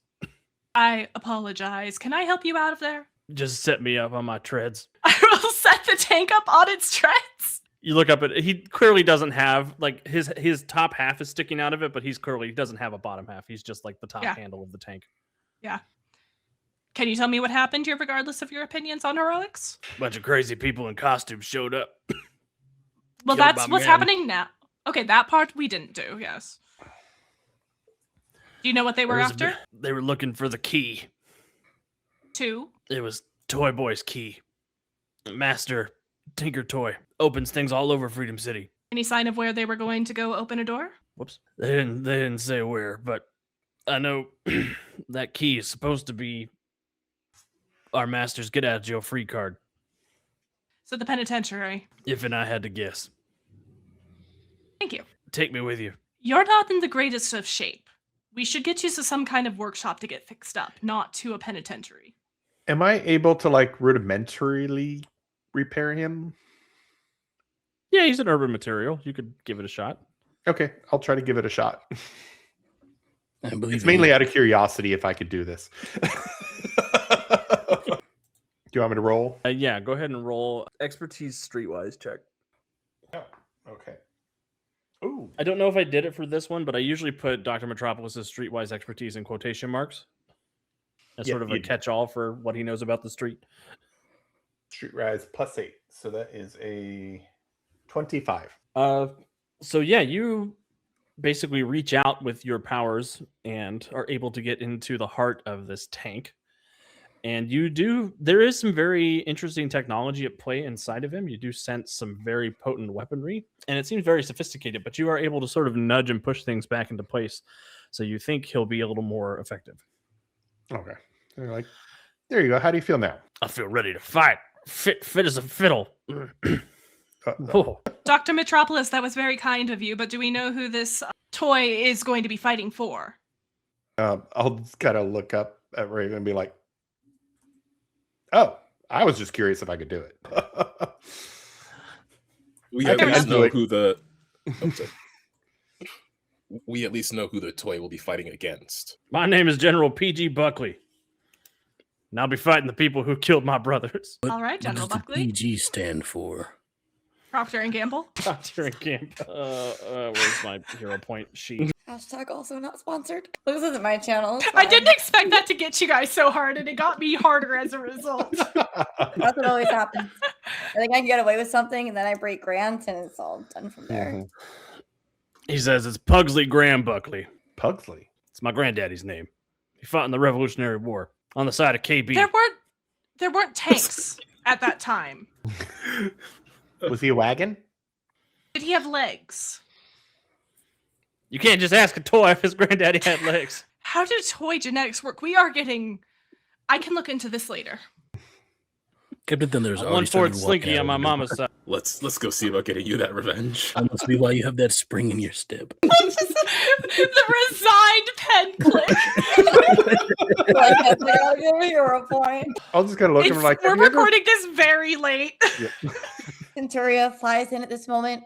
What are you still doing playing around? Let's go. Oh, we're getting information. No. You don't even know where we're going. I just want to try and make a plan. It didn't work. You did great. Oh, no. Hey, You're hey totally Pugsley, biased, but thank you. have you ever wanted to fly? Yeah, that'd be really swell. I'll lift him up. He starts playing Flight of the Valkyries over his little speaker. Oh no! Alex, you always make this one character in your games, and it's like we're adopting them. Yeah. Not if he's playing Flight of the Valkyries. Calvin has unfortunate experience with that. Captain Thunder is Still not my fault what happened. Real. Captain Thunder started flying towards the penitentiary. Awesome. I'll sit on the tank as it's flying. So to be clear, the tank is about this big. RC car Oh, sized. okay. Never mind. Tank. This is a children's toy. I was thinking it was a little bigger. I am wondering what the Revolutionary War is. Life size Up on tank. it. Actual size, this actual tank in this toy factory. Yeah, I was. He said he fought on the side of KB. What does KB stand for? KB Toys. That Yeah, Revolutionary War. For some reason, I was They thinking, tried to like, rise up against Toys R Us and they were cut down in their prime. For some reason, I was If it- thinking more of like life size, not like we were in the movie Toys. We're going to the penitentiary to be- They did go out of business if it helps you feel better. I lived long enough to see the victors fall into dust. That's all I needed. In the US, at least. Toys R Us Canada is still around for now. Rock I on. can, throw you to, I can throw you to Canada after this if you'd like. Down over there. Just throw him to Canada. Don't take him to a toy. Don't take him to KB Toys. But beware, it does come back once a year as Spirit Halloween. All right. So you were heading off towards Blackstone Penitentiary. Sure enough, as you start leaving Funtime Toys, you do see the sirens and the alarm klaxons begin sounding off at Blackstone. The spotlights begin illuminating, and it looks like you are just in time for trouble. Swooping out over Blackstone, you do see the thunderstorm has come into full effect at this point as you were flying over. Hovering just above the prison itself, there is a man in a red and gold tunic. Captain Thunder, you easily recognize him as your arch nemesis, Dr. Stratos. Far below, you do see there is a large green zombie that has stormed down into the courtyard of the prison. You would all know as is Tom Cypress. He's not a doctor. And standing next to him is a young woman in a black leather jacket with Doc Martens, sort of a swoop of black hair and white makeup. She is popping gum and looks very disinterested in everything as the guards of the prison are starting to swarm out to attack Tom Cypress. I'm going to share pictures of the people I have pictures of. I don't have pictures of the new wild card. I wish I did because she's dope. Is she single? Like, I'm definitely not biased towards loving Wildcard and her story or anything myself. I'm just bisexual. All right. So yeah, as you guys come swooping in, I'd like everybody to roll for initiative and we'll get into some trouble. Yay. I used up all my City. good Right rolls here in in the first Freedom half. Right here in Freedom City. With a capital T that rhymes with P. Stands for pull. Did my one exhaustion fall off through all that? Ordinarily, it would take an hour of rest, but this is a one shot, so I'm going to let it go. Okay, thank you. All right. Bowman, what you get for initiative? 12 total. 12 total. You rolled a 3. That's rough. Yep. Raven. 8. I rolled a 4. Oh no. Captain Thunder. 17 or the 15. Well, somebody rolled in the doubles. Centuria. 19. And Dr. Metropolis. 9. Very good. Get up and go, heroes. It's this guy. It's his fault. Blame this one. Oh, I didn't roll super well either. Well, that's good. That'll even out the rest. This is why you need 14 D20, obviously. It's true. All right. So, with the numbers I have, Dr. Stratos will be first, followed by somebody, followed by Captain Centuria, followed by Captain Thunder, followed by Bowman with a 12. Wow. Followed by Wildcard, followed by Tom Cypress, followed by Dr. Metropolis. And if you think you can roll better, you should get Mutants and Masterminds 4th edition and find out. I used to work retail. What a horrible, horrible fate. I'm sorry to hear that. Okay, it makes me stronger. I also used to work retail. Mhm. I sold cell phones at Target, which is a terrible, terrible fate. Oh, Yeah. no. It's rough, You're here to buddy. buy eggs. I have a $2,000 supercomputer with a 2-year legally binding contract. You want to talk about that instead? I technically still work retail, but not really. You're specialized retail. Very specialized. No, I worked at Walmart and Fred Meyer's. I will never go back. All right. Dr. Stratos is up first. He sees the Freedom League approaching, points forward. Captain Thunder, you are too late. We are going to set free every villain in this prison. You cannot stop us. Not if we have a say. Do you have a rallying cry for us, Captain Thunder? No special words this time. Freedom League, take them down. I like Aye, that aye, one. Captain. Much better. I love the story arc of Captain Thunder's catchphrses. He was trying too hard. Dr. before. Stratos will give each of you a hero point. Oh no, that means something That's bad. is about to terrifying. happen. Yeah, actually, I was like, oh, wait. Wow. What's he gonna do? How many? We getting 2 hero points that we said, or each of us gets 1? Each of you gets 1, Okay. as he is going to likewise inspire the Crime League to bigger and better heights. Until the start of Dr. Stratos' next turn, all of his teammates will get a +3 to all of their rolls. Ooh, ability. And who's carrying Bowman? Carrying. Who do you? Yeah, how would you have wanted to travel in, Bowman? Centuria can carry you if you want. I mean, I got a you- bow cycle. If you'd rather Yeah. not be carried, I'll say that you can have a flying bow cycle for this instance. Oh, Take the flying bow cycle. yeah. I mean, I was gonna Yeah. edit in a ramp or something, but yeah. Oh, I'm Not the the best dice and rub. the worst. The best and the worst GM. Your flying bow cycle. I'm such a monster. No, what's happening to the flight bow cycle? I had it for 2 seconds. You did have it for 2 seconds.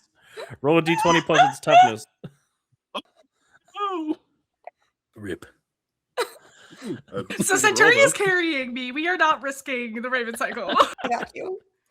22 for toughness. The bow cycle explodes. No. Can I encourage? You blow up great. You can interpose the bow cycle if you want, Centuria. You know what? I have so many hero points. Yeah, I'm interposing for the bow cycle. Wait, it doesn't even cost a hero point to interpose, does Yeah, it? you just do Does it. not. Amazing. I need a DC 27 toughness save, however. Ooh, okay. We got this. I believe in me. Wasn't enough belief. That's 17, but I have so many hero points, so I'm gonna reroll.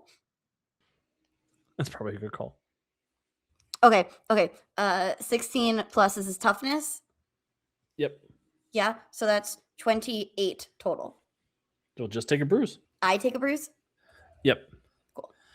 Remind me your what supers- that means.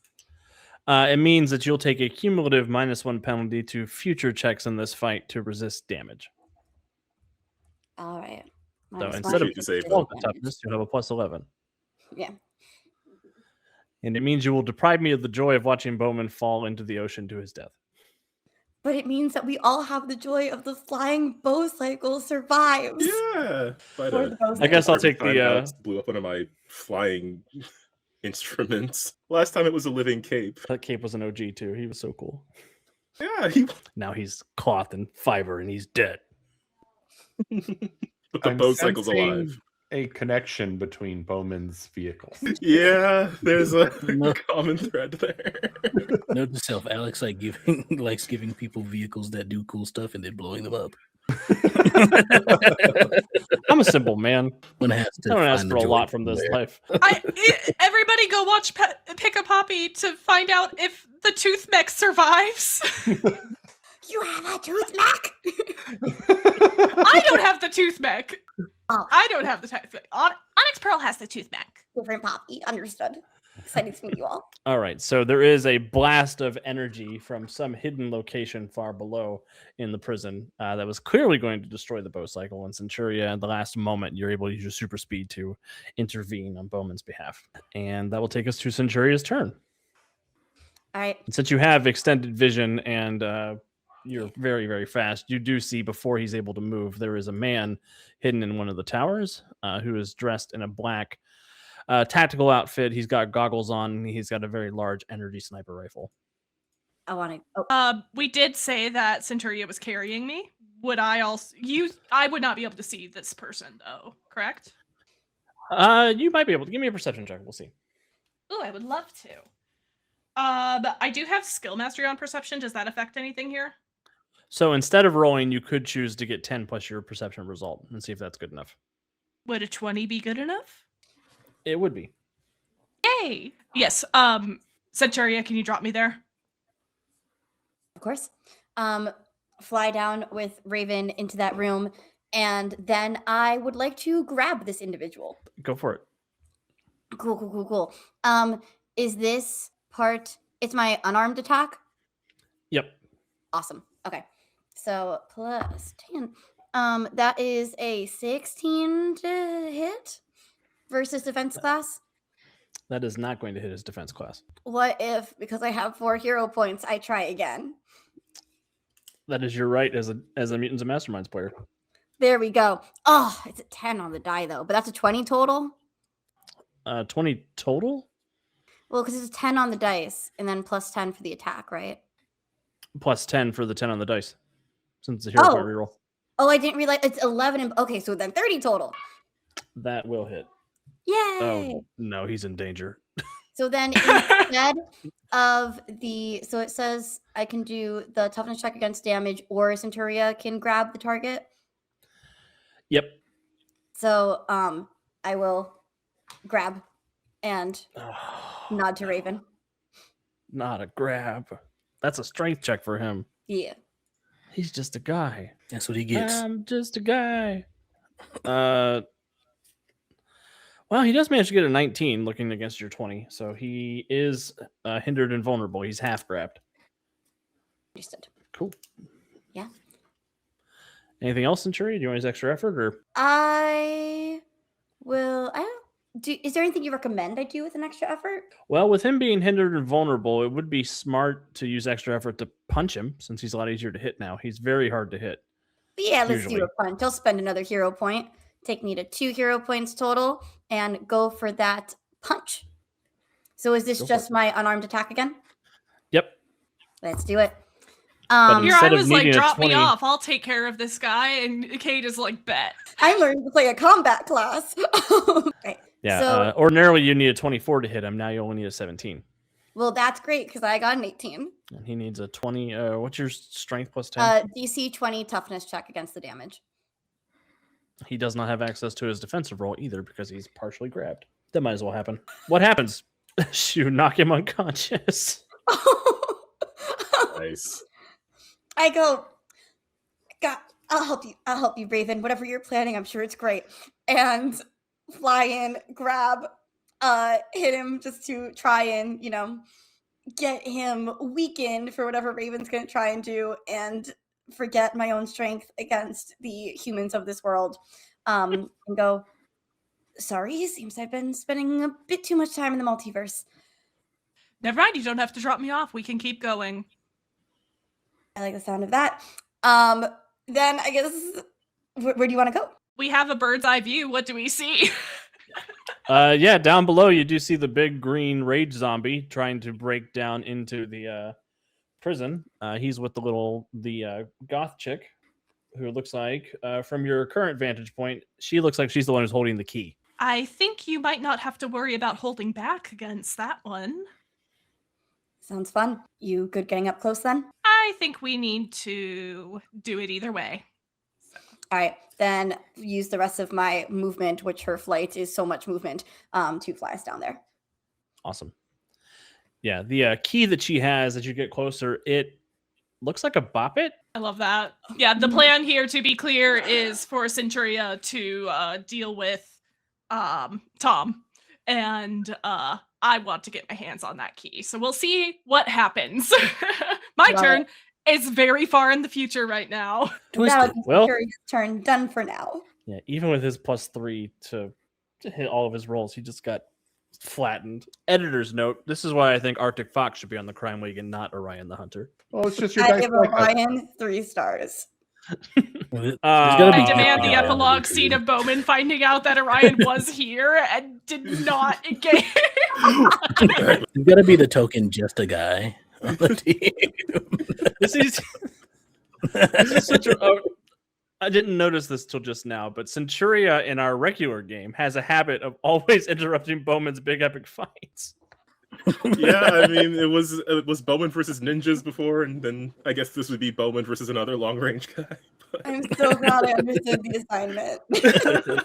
It's multiversal now. It's a true thing. It's a nexus event. Yeah.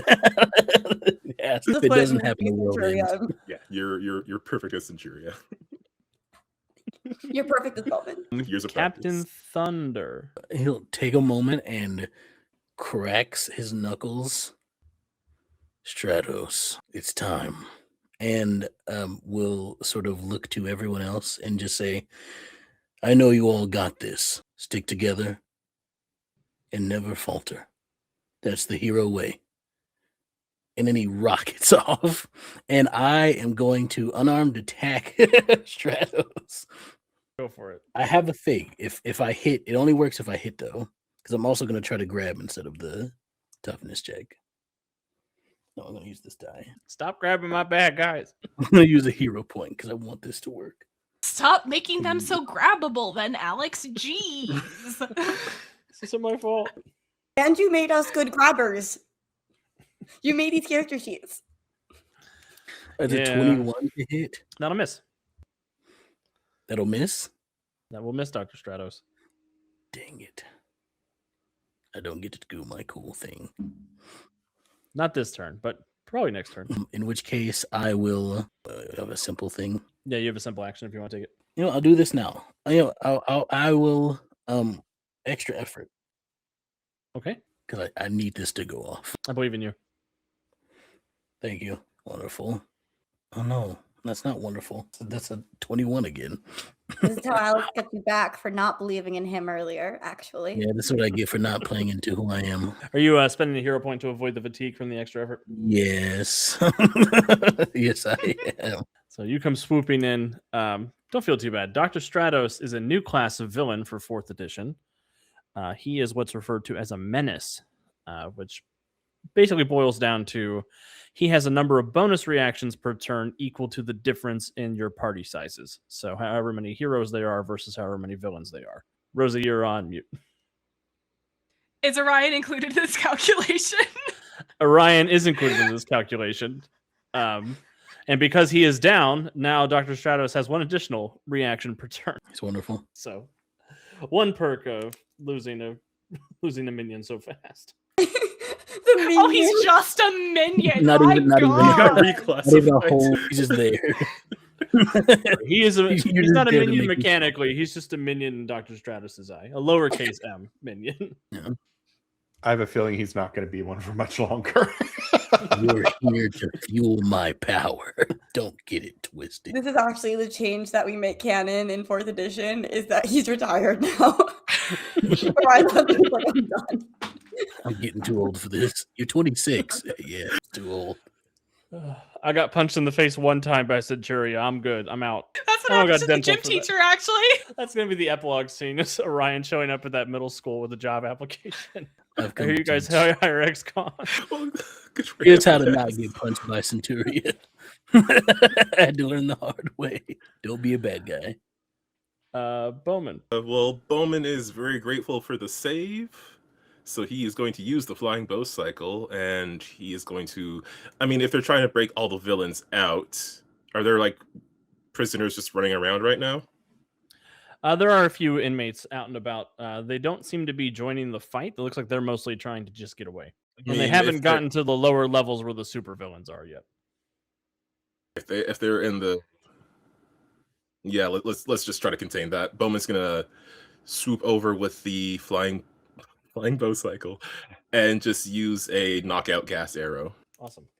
I won't roll for them. They'll just get knocked out. And I'll give you a hero point for doing some damage control. Which brings, I've got my current count at 4 for Rosie, 3 for Grant, 3 for Kate, 3 for Calvin, and 2 for Extell. Do you want to do anything with your simple action, Bowman? No, Bowman's just going to stay in the air for now on the bow cycle, just because it'll give him a good view. So he's just kind of swooping around above the prison.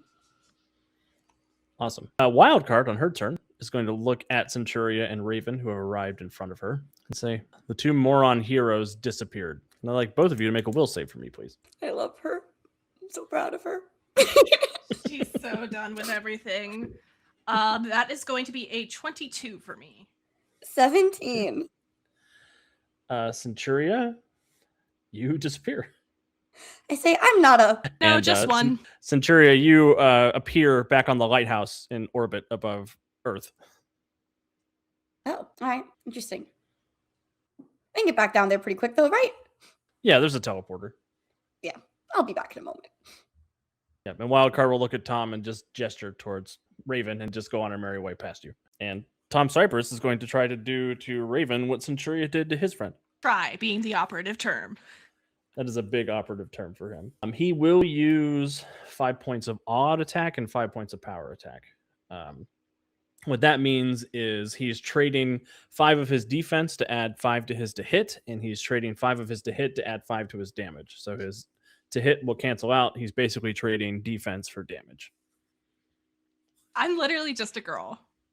So we'll see how this goes. 23 to hit your defense? It does. It's 20. I got Can bad news, I Raven. spend a hero point to get back in time to interpose?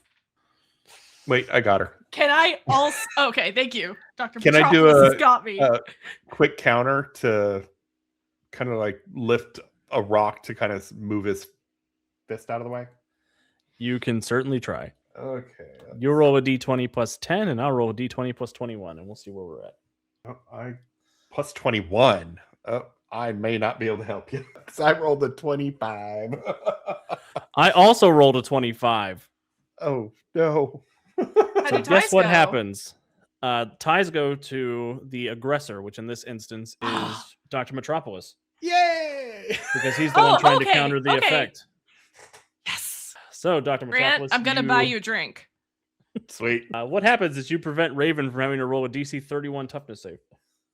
Literally impossible for me. At that point, it's not whether or not you fail, it's how badly do you fail, because there's degrees of failure and success in this game. My toughness is 5. You fail by a lot of degrees. A 20 is always at least 1 degree of success. 5% Wow. chance of survival. Yeah, So, so yeah, I Dr. framed- Metropolis, what happens as you save Yeah, the day? I'm sure there's rubble around from something of them All attacking. over. So it's as he goes to swing, I launch a piece of rubble up at his hand that moves it. So she has it where it like goes like right here. It's close. Very Grant, close. what did you roll on the dice to get your 25? 15, right? Yeah. I just realized I forgot to add my +3 from Dr. Stratus's Oh. Inspire. Sorry. So if you roll it, if you spend a hero point, you might be able to overcome. The You know what? 28 I will with do that 18. because Need to roll I a was gonna 6 say, or higher. can I give him one of my hero points? I have 3. 6 to You're 10. good. Need to roll a 6 to 10. Oh, I rolled a natural 20. There you go. Okay. Or that also works. Okay. I don't want to kill Rosie in our first game together. That seems rude. However, we aren't playing on Don't Kill My Character, so it's not a rule. Well, yeah, Kate, you have established that Don't Kill My Character only applies to your character. Also, I love being in danger. You're good, Alex. No worries. Also, I'm in it's danger. Green Ronin Publishing that has to deal with the fallout if Raven is killed. So, you know, like, I do not want to receive an angry email from Steve in the middle of the night. We just brought Raven back to the Freedom League. The dice gods have declared Raven lives. We're good. so now Rosie and Steve both owe Grant to drink, is what I'm hearing. Sounds good to me. It's true. All the drinks. All right. After Tom Cypress, who is very surprised that the ground has decided he's not allowed to attack Raven, looks at his big fist in confusion and looks around to see what happened. Dr. Metropolis, over to you. All right. Am I able to sense the key as something I can manipulate? Weirdly, no. Okay, then. I will then. How is she holding the key? Is it like out or against She just her kind of got body? it like behind her back. like just Oh. walking like she doesn't have a care in the world about anybody taking it from her. That seems weird. I will try to make a cage around her out of rebar and cement. Go for it. Go ahead and roll to hit. Okay. Oh, that one did not do as well. Plus 10. That is a 15. That does not work unless you want to spend a hero point. Nah. We'll let it go. You build the cage. It comes around her, and she says, "The cage got out of my way," and it opens, and she moves right through it. Yeah, rude. Raven. All right. That was a close one. We're still gonna be going for wild card, I think. Because she's trying to like walk away right now, essentially, right? Yep, not in a hurry. She's just making her way towards like the front door of the prison to open it up. Okay. I think this may be a circumstance where I pull out my bolos and try to snare her and stop her from moving more. So I'm gonna roll plus. Oh, that's a shit roll. I'm spending a hero point. Oh, swearing. Sorry. I don't know if we're going by PG rules. I think that's Okay, the that's general better. Green Ronin rules, but it's fine. It's whatever. Well, that was a bad roll, so I spent a hero point. And it was a much better roll, so that went from a nat 1 to a 14 plus 8 for a 22. That's how math That will works, not right? hit her. That is how math works, but that will not hit wild card. Damn. Okay. I Yeah. Remember the thing that may be helpful to my fellow players is Alex earlier. Everyone has access to the like thingies, so you can all out attack to get +5 to your accuracy if you want to go. I guess up to +5. Is that how it works? Up to Still, +5, you yep. tell me, Yep. Alex. That's how it works. Okay. You can also use accurate attack to take up to 5 of your DC to add to your to hit if you think they're easier to hurt but harder to hit. Got it. Okay, here's a question for you. How far is she from me at this point? How far is she from all of us at this point? She's 30 feet from you at this point. And she's Wonderful. very, I very love far that from. number. That's a great number for me to hear because that's I don't have to worry about friendly fire. I'm gonna extra effort, spend a hero point to use extra effort, and we're gonna go for a stun grenade. Oh, yeah. DC 15 dodge check, followed by a That's fortitude another check. great thing to do to people who are really hard to hit because you don't have to roll to hit them. They get a dodge check, so they'll probably succeed on the dodge check, but they still have to roll against the half ranks. Yeah. Of the effect. I totally did that for that reason. You have an instinctive understanding of the rules. Honestly, yeah. She does succeed on the initial dodge check, so I'll need a fortitude check versus a 13.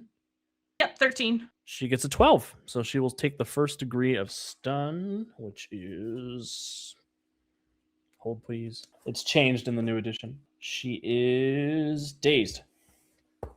So she can only do a standard or a simple action on her turn, not both. And the cool thing about stun as a condition, which you've incurred, instead of a damage effect, is that will remain until she's able to shrug off the stun. So what does it look like, Raven, as you stun wildcard? So throwing the bolo, the 2 weights spinning, and just managed to...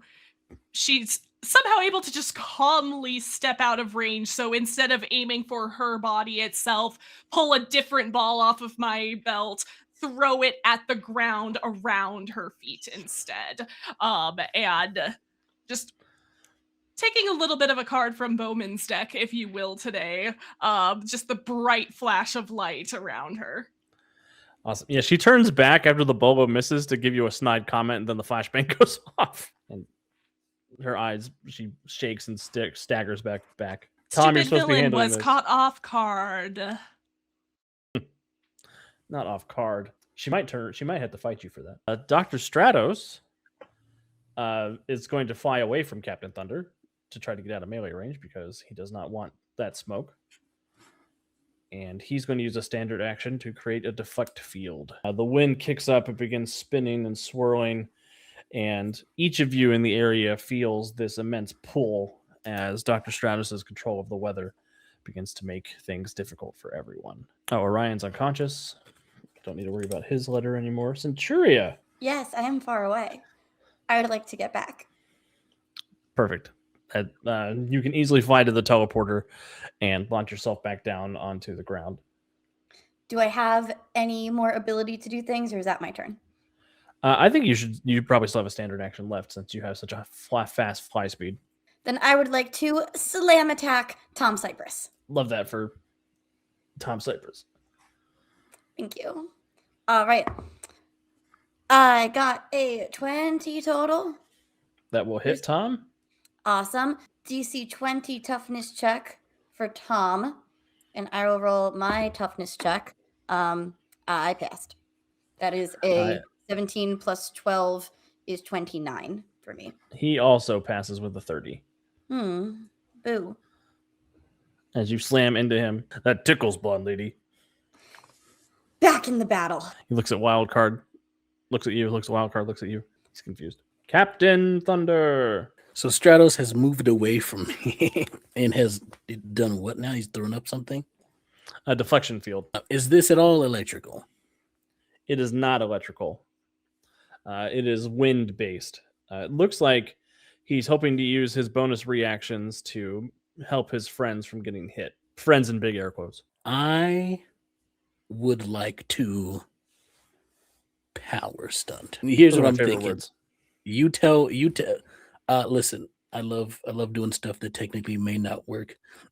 So, but you tell me if this can go.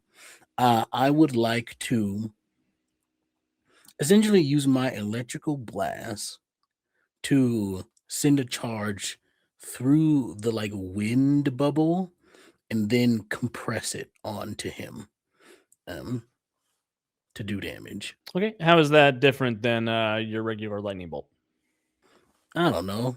There's a wind deflection thing going on. Okay, so I'm not expecting everybody at home to be able to do this, but one thing that you can do to adjudicate this kind of description, what I'm going to have you power stunt is basically, I'm going to add a flaw to your lightning bolt. That's either distracting or tiring, one of those two. Distracting will make your defense score half of what it usually is, which for you is, I think, a 6, so you'd have a 3 defense until the start of your next turn. But it will add the homing effect to your lightning bolt, which means if you miss the attack because of the deflect, you'll get an additional chance to attack with it.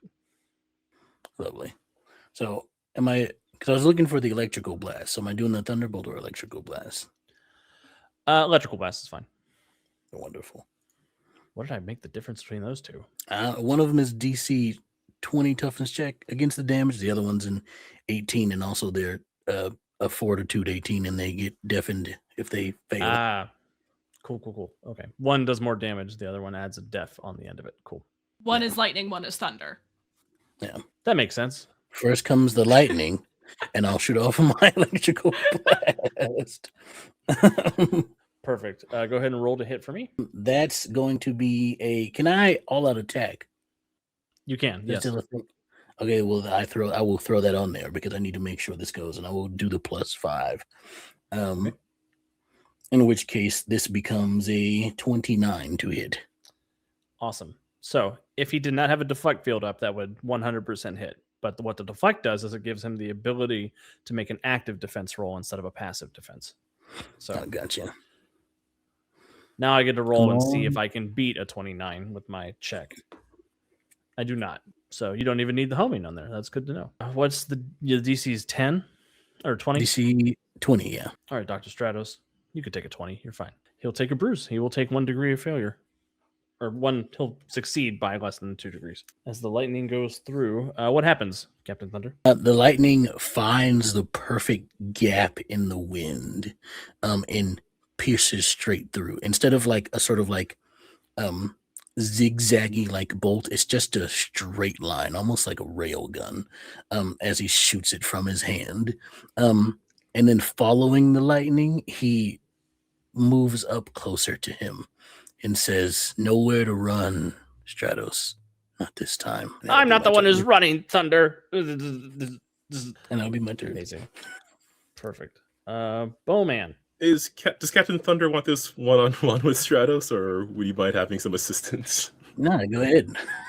Okay, because Bowman's a little concerned about being on a flying vehicle with weather controller around. I'm going to destroy that bow cycle. You can't stop me. Well, if I have just found out from reading the playtest document for Mutants and Masterminds 4th edition that I can do a feint using an attack check. Yes, you can. So I would like to do a feint and then spend a hero point to get the setup advantage. So, I mean, well, let me see if I succeed at my feint first, and then I'll move on to phase 2 of my plan. Gonna use my really good die. 27 to feint with a bow That's a attack. pretty good roll. Oh, that is a successful roll. He is going to be vulnerable to you, and if you spend that hero point for setup, you could transfer that benefit to somebody else. I will indeed spend that hero point for setup, and Bowman over comms is just gonna say, "Cap, I'm gonna line him up for you." And Doc Stratos is now vulnerable to whatever Captain Thunder does next. Much appreciated, Bowman. Got your back. Somebody give me a hero point. Or If you want, Sure. I think I'm the lowest. I'll take it. I think I have the lowest amount right now. I'm at 1, I believe. I just use that power stuff, so I'll take that. If no one else wants it. Oh, I was asking for a hero point. oh, I mean, Oh, is this a trick question? I thought that the game master couldn't have hero points. I wanted to I do something think- cool, but I forgot. I think he's asking so that we can avoid something bad that he has in his brain. Maybe. I mean, I will give you the hero point. I have 3. I was gonna say Yeah. I'll give it to you. I don't know half the things I could use these for. I kind of want to know what the thing is. Right? Yeah. Can't you just kinda, right? award somebody a hero point to do what you want to do? No, I want something cool to happen for you guys, not for me. Oh, Oh, I'll do give it. you- Yeah, okay, Rosie's got it. Okay. So the through the fury of the storm and the wind, you do hear the flight of the Valkyrie start kicking up. I was wondering when our thing I'm glad I was the one to spend it, actually. Thematically appropriate. Are we all like looking up into the sky as the like a beam of light shines through the storm? Yes. And General PG Buckley comes swarming down, and he is going to fire his big ass tank blast at Dr. Stratos. Here comes the general. Eyes up. I got a 20. He is the MVP. The tank blast is usually damage 20. It's 20. It's 30 against Dr. Stratos with the I can forgive the fright of the Valkyries now. I can forgive this. I So got it. Centuria took out Bowman's arch nemesis, and General PG Buckley is taking out Captain Thunder. Dr. Stratos There gets was anyone. incapacitated. oh, dang. If there was anyone, it'd be PG. Okay. Oh, Captain Metcalf. What a hero. You're the leader of the Freedom League now. Only if he stops calling the supervillain his master, you guys. Oh, right. Yeah, there might be some Oh, sort of I visionary theory forgot. with the Freedom League. We'll work it out later. Yeah. Who's to say we can't be reformed into This villains? laser beam from heaven comes down and just smites Dr. Stratos. And PG lands in the courtyard with a clatter. Who else wants some? They shouldn't have toyed with his men. Not who else wants. Shoot, it's a toy. Oh, PG. This is why we play this game. I was gonna say pour out some oil, but maybe pour out some battery acid. Pour out some double A's. I'll supercharge him later. It's okay. I was literally thinking that. Oh my god. Yeah. Oh, Wild card turns back and looks at all of this. You know what? The heroine doesn't want to deal with this. And she disappears in a cloud of smoke, and the boppet is left on the ground behind her, Okay. leaving just Tom Cypress behind, who looks around at his target-rich environment, and is going to freak out and go attack Dr. Metropolis. Tom Cypress is Use- attacking Dr. Metropolis. Yeah, he'll use multi-attack. He'll attack Centuria and Dr. Metropolis. Okay. 17 to hit Dr. Metropolis and 19 to hit Centuria. 19 will hit Centuria. Can I also interpose for Dr. Metropolis? You can, Well, it's so unless I it's missed. 10 plus toughness, right? 10 plus defense. Oh, defense. But I think yours are 10s across the board. Yep, I'm 10s across the board. So yeah, he missed. Okay, then no need to interpose. Take my hit. You just need a 26 for Centuria. Kate was Okay. really excited to interpose when she saw the character sheet today. So this is a toughness check, and I'm at a -1 for being bruised. Yep. Okay, so that's 17 plus 11 is 26. That is what you need on the nose. You'll just take a bruise. All right. So now I'm at like -2 to resist damage. Yep. Great. Dr. Metropolis is after Tom Cypress. All right. I'll go. Way to go. And Darn tootin', Doctor. That's General Pugsley. I'm going to use whatever ground is underneath the key to kind of launch it towards me to catch. Perfect. I'm not going to make you roll anything for that. You're easily able to get a hold of the key using your powers. When it lands in your hand, there is a noise that comes from the center of it. It says bop it. Oh, God. I'm going to resist the urge. Fair.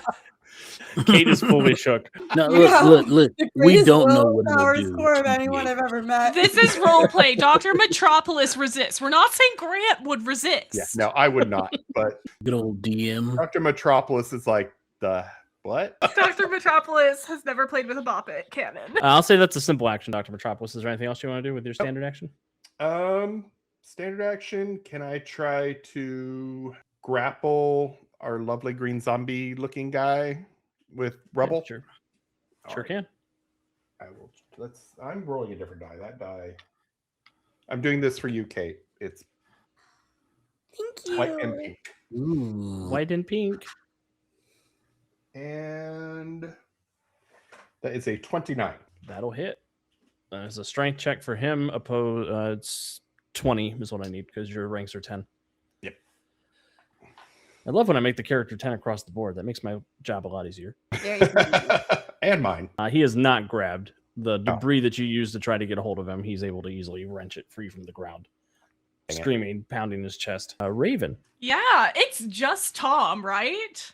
It's just Tom. He's not even the Just menace. Tom.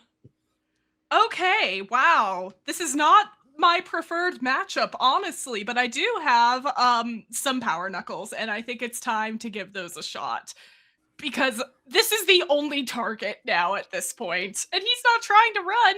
And I don't want to get my friends in a smoke grenade. So we're gonna do this. We're gonna try this. Fair. I do have plus 14 to this attack check.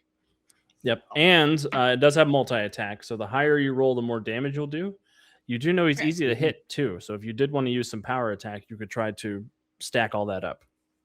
Remind me what power attack does. You could take up to 5 of your to hit away to add up to 5 to your DC. Okay. Yeah, we'll do that. I got a 13, which the -5 would make it +9 for a total of 22 to hit.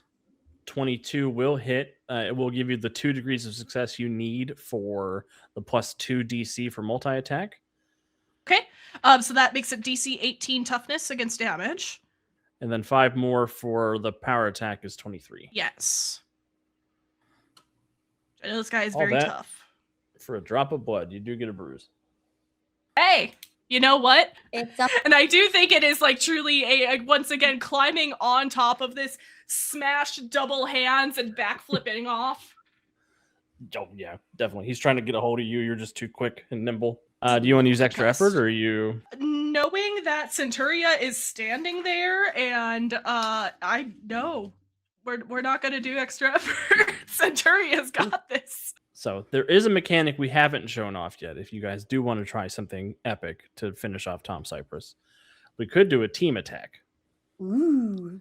where Yes. each of you can try to contribute to that to raise the DC for a primary attacker. So whoever has the biggest punch, which I think is Captain Thunder with a 14.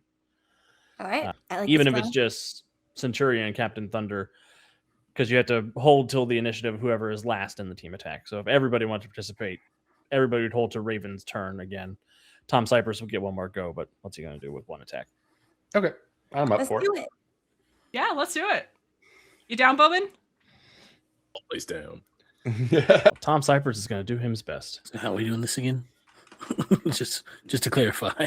So we're all gonna do something, and then you're gonna hit him. Okay. Yep. We're all going to contribute to one big final blow. And you're gonna Yeah. deal He that. misses his attack against Raven, so Everybody go ahead and roll to hit for me. Except for Captain Thunder. Okay. So I'm just rolling like a unarmed attack. Yep. And if you have the teamwork advantage, you'll get a +5 bonus to this check, which I know Bowman does. I don't know if I gave it to anybody else. No. 30. Nice. That's what's up. I'm going to spend a hero point. I got a 27. 7. Also 27. Awesome. With teamwork, that is 20. Oh, sorry, 35. Dang. 35. All right. So that means that Captain Thunder will get at least a +5 DC from the team attack. Do you want to use any power attack, Captain Thunder, or do you want to? Yeah. I'll why not? I'll use a power attack. Why not? Because this guy's pretty tough. Oh, and my effort is this big stone hand that comes out and I go bop it, and it slams it down. That is fun. That is very fun. Can That's the we whole all team describe exactly how we all are doing this? Oh yeah. Who's pull it? Who's flick it? Just twist it. Centuria will be spin it, and basically it's gonna grab his arm and like fly around like, in a circle. I am certainly the pullet as I loop him in with. I have a swing line. I'm imagining a grappling hook with that kind of thing. Definitely rope him, pull at the leg, sweep off the feet. Oh, well, I guess that leaves Bowman to be flick it with some very awkward, like an arrow pull, or like a pull on the bow, as he swoops down on the flying bow cycle and just like strafes by, launching an arrow. Amazing. I don't know how we got to the bop it part of the team attack, but I'm here for it. All right, Captain Thunder, I just need you to hit for me. Okay, so here's the thing. I'm the main one here. I'm using is Thunderbolt. But thematically, also just for drama or theatrics purposes, I'll use Electrical Burst, and Captain Thunder will say, as everyone probably moves out of the way because this is a big thing that happens, he'll say, "First comes lightning," and then he'll like his hands start off like together, and then he'll spread it, and then the sort of hemisphere of lightning will spread out, but then will condense and then be right by Tom Cypress's ear. And he says, "Then comes the thunder," and I'll use Thunderbolt. All right, go ahead and roll to hit for me. Wonderful. And I believe in you. Roll a 20. Yeah, please do I hit. get a bonus? Do I get a bonus to this, or Not to hit, but to the damage, you're going to get +5 from the team attack. Oh, wonderful. And you can use power attack to add another +5, and then if you manage to get a critical, you get another +5. wonderful? We I'll do believe all in that. you. That is a. I'm debating if I should. He's use easy hero to point. hit. He's easy to hit. Okay, so that's a total 20 to hit. That does hit, I rolled a 2 unless you on the want to fish for a crit. Why not? Hero point in it. Just to see. Nope, but that does it is slightly better because it's 23 Right. total. So I need your DC +10. My DC is 18 toughness and then another 18 fortitude, so 28. Amazing. Oh no. Well, I passed the fortitude check, but he is knocked unconscious by the toughness check. What happens as you bring it home, Captain Thunder? Yeah, the hemisphere of lightning shows up in domes around him and then condenses right by his ear, and then only perceptible to him is a very loud, thunderous boom.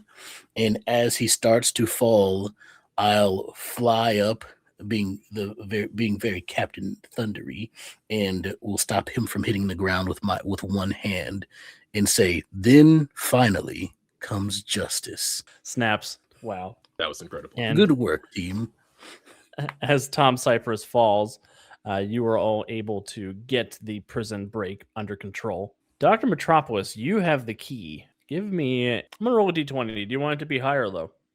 Hi. I believe in you. You do hear the key say one more time, bop it. But after that, it fades and the voice inside it sort of powers down and nothing nefarious happens. Oh, that's good. I will form a little metal box around it with no seal or with no lid. And with the prison escape brought to an end, the villainy of the Crime League has been stopped this day. by our heroes. Yeah, with that, I thank you, my players, for hanging out with me tonight. I really had a whole bunch of fun with you guys, as I knew I would. If you're still here, thank you for your interest in Mutants and Masterminds 4th edition. The Kickstarter is live now, and this is going to be a great evolution of the game. There are so many fun things. As you can see from our gameplay, it's not overly different from 3rd edition, but there are things that make it just a little more intuitive. There are things that make combat feel more like a conversation and less like a wait around for your turn and punch things sort of deal. And yeah, just lots of new and exciting ways to play the world's greatest superhero role-playing game. I want to give my players a chance to say goodbye, plug anything they want to plug, give any closing thoughts, and we'll get out of here. And I'll start with Calvin. All right. Well, first off, I have not had the chance to play with most of you here, so this was absolutely a delight. And I'm always really glad when I get to play this game with a bunch of awesome people. And to the game itself, very exciting.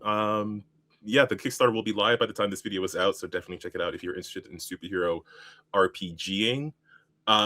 There was some stuff that I was like, forming opinions on as I was reading the game, but actually having it in play, I think more specifically the maneuvers thing, I was like, could that work? Should that be how it works? But having it actually in play now, it's seeing that, if you build a character, you don't have to spend points on power attack or all out attack or whatever. You just get that.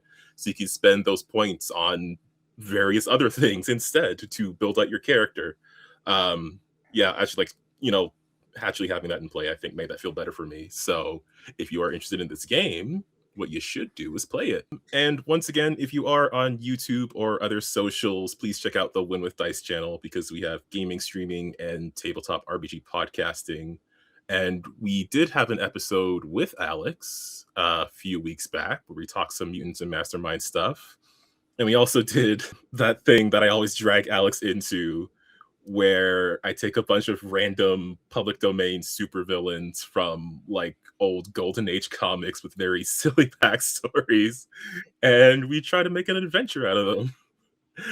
And yeah, just go check out that episode, because that was the one with the space guys and a whole bunch of other stuff. Dr. Martinius and the Brain Men of Mars. Yeah, the guy who went to Mars. I don't know why he was a doctor, because he was just dressed as like a Roman gladiator the entire time. But yeah. I don't know. The first time we did it was Dr. Dracula. Dr. Dracula just makes sense. I think it should have been Dr. Acula, but what do I know? Who'd you like to pass it on to, Calvin? I guess with all of that, I'll pass it over to Rosie.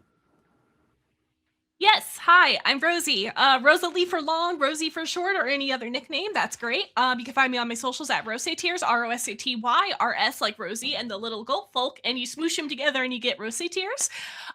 You can find me. Kate will talk about Don't Kill My Character.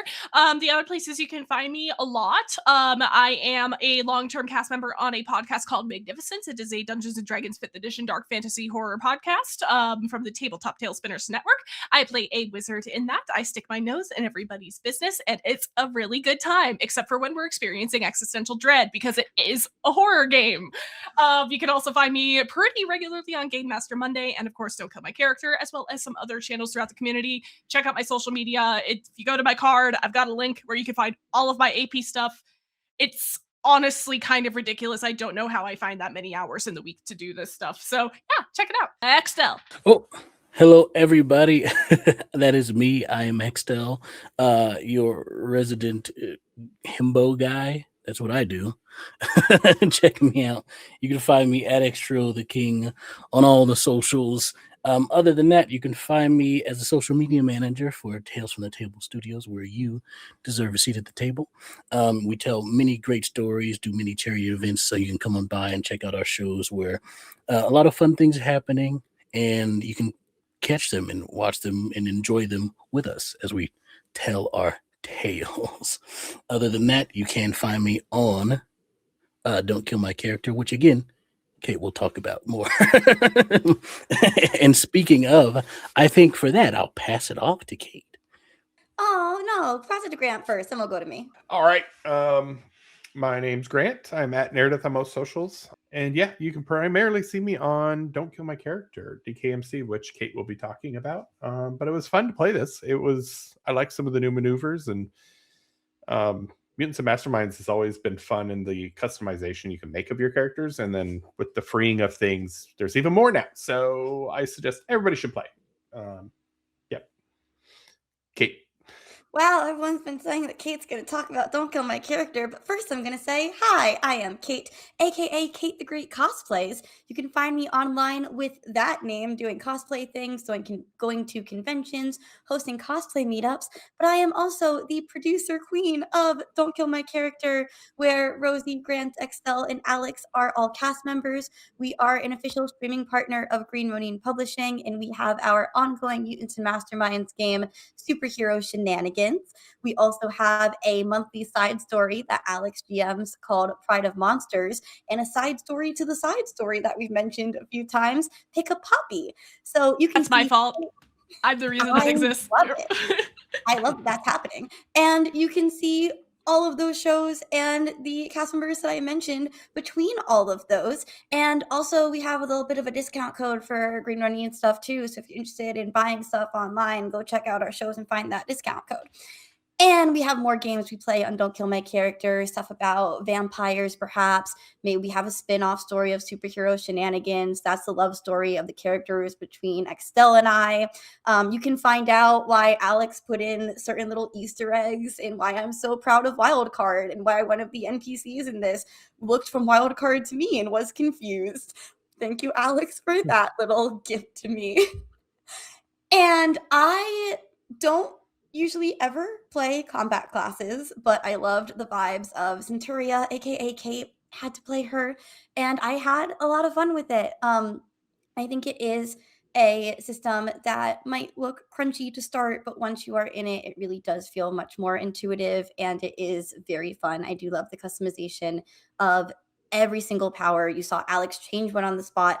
I like how the complications and flaws and benefits and all of that like works together to create powers that are interesting and support really interesting stories that we get to tell with them, because there are always more stories to tell. I legally have to say that when we do RPG streams, even if it's not on Don't Kill My Character. And because we are not on Don't Kill My Character, I will pass it back to you now, Alex. Thank you so much for having us. Yeah, absolute delight every time. I'm Alex. I'm the creative director at the Untold Stories Project. I'm one of the developers for Mutants and Masterminds here at Green Ronin Publishing, the author of the Titan City Chronicles. I do a lot of stuff on the internet. You can find me mostly at alexanderwrites.com, where I try to keep up to date with my conventions appearances, with my new releases, all that fun stuff. If you're still here at the end of all this, please take it. This is going to be such a great game. Please back us. We have physical backing editions, we've got PDF editions, we've got add-ons, all sorts of fun stuff coming, more stuff in the pipeline if the Kickstarter gets bigger and bigger. But until then, take some time to play a game for yourself, and until next time, be good people. Bye, heroes. Stay safe.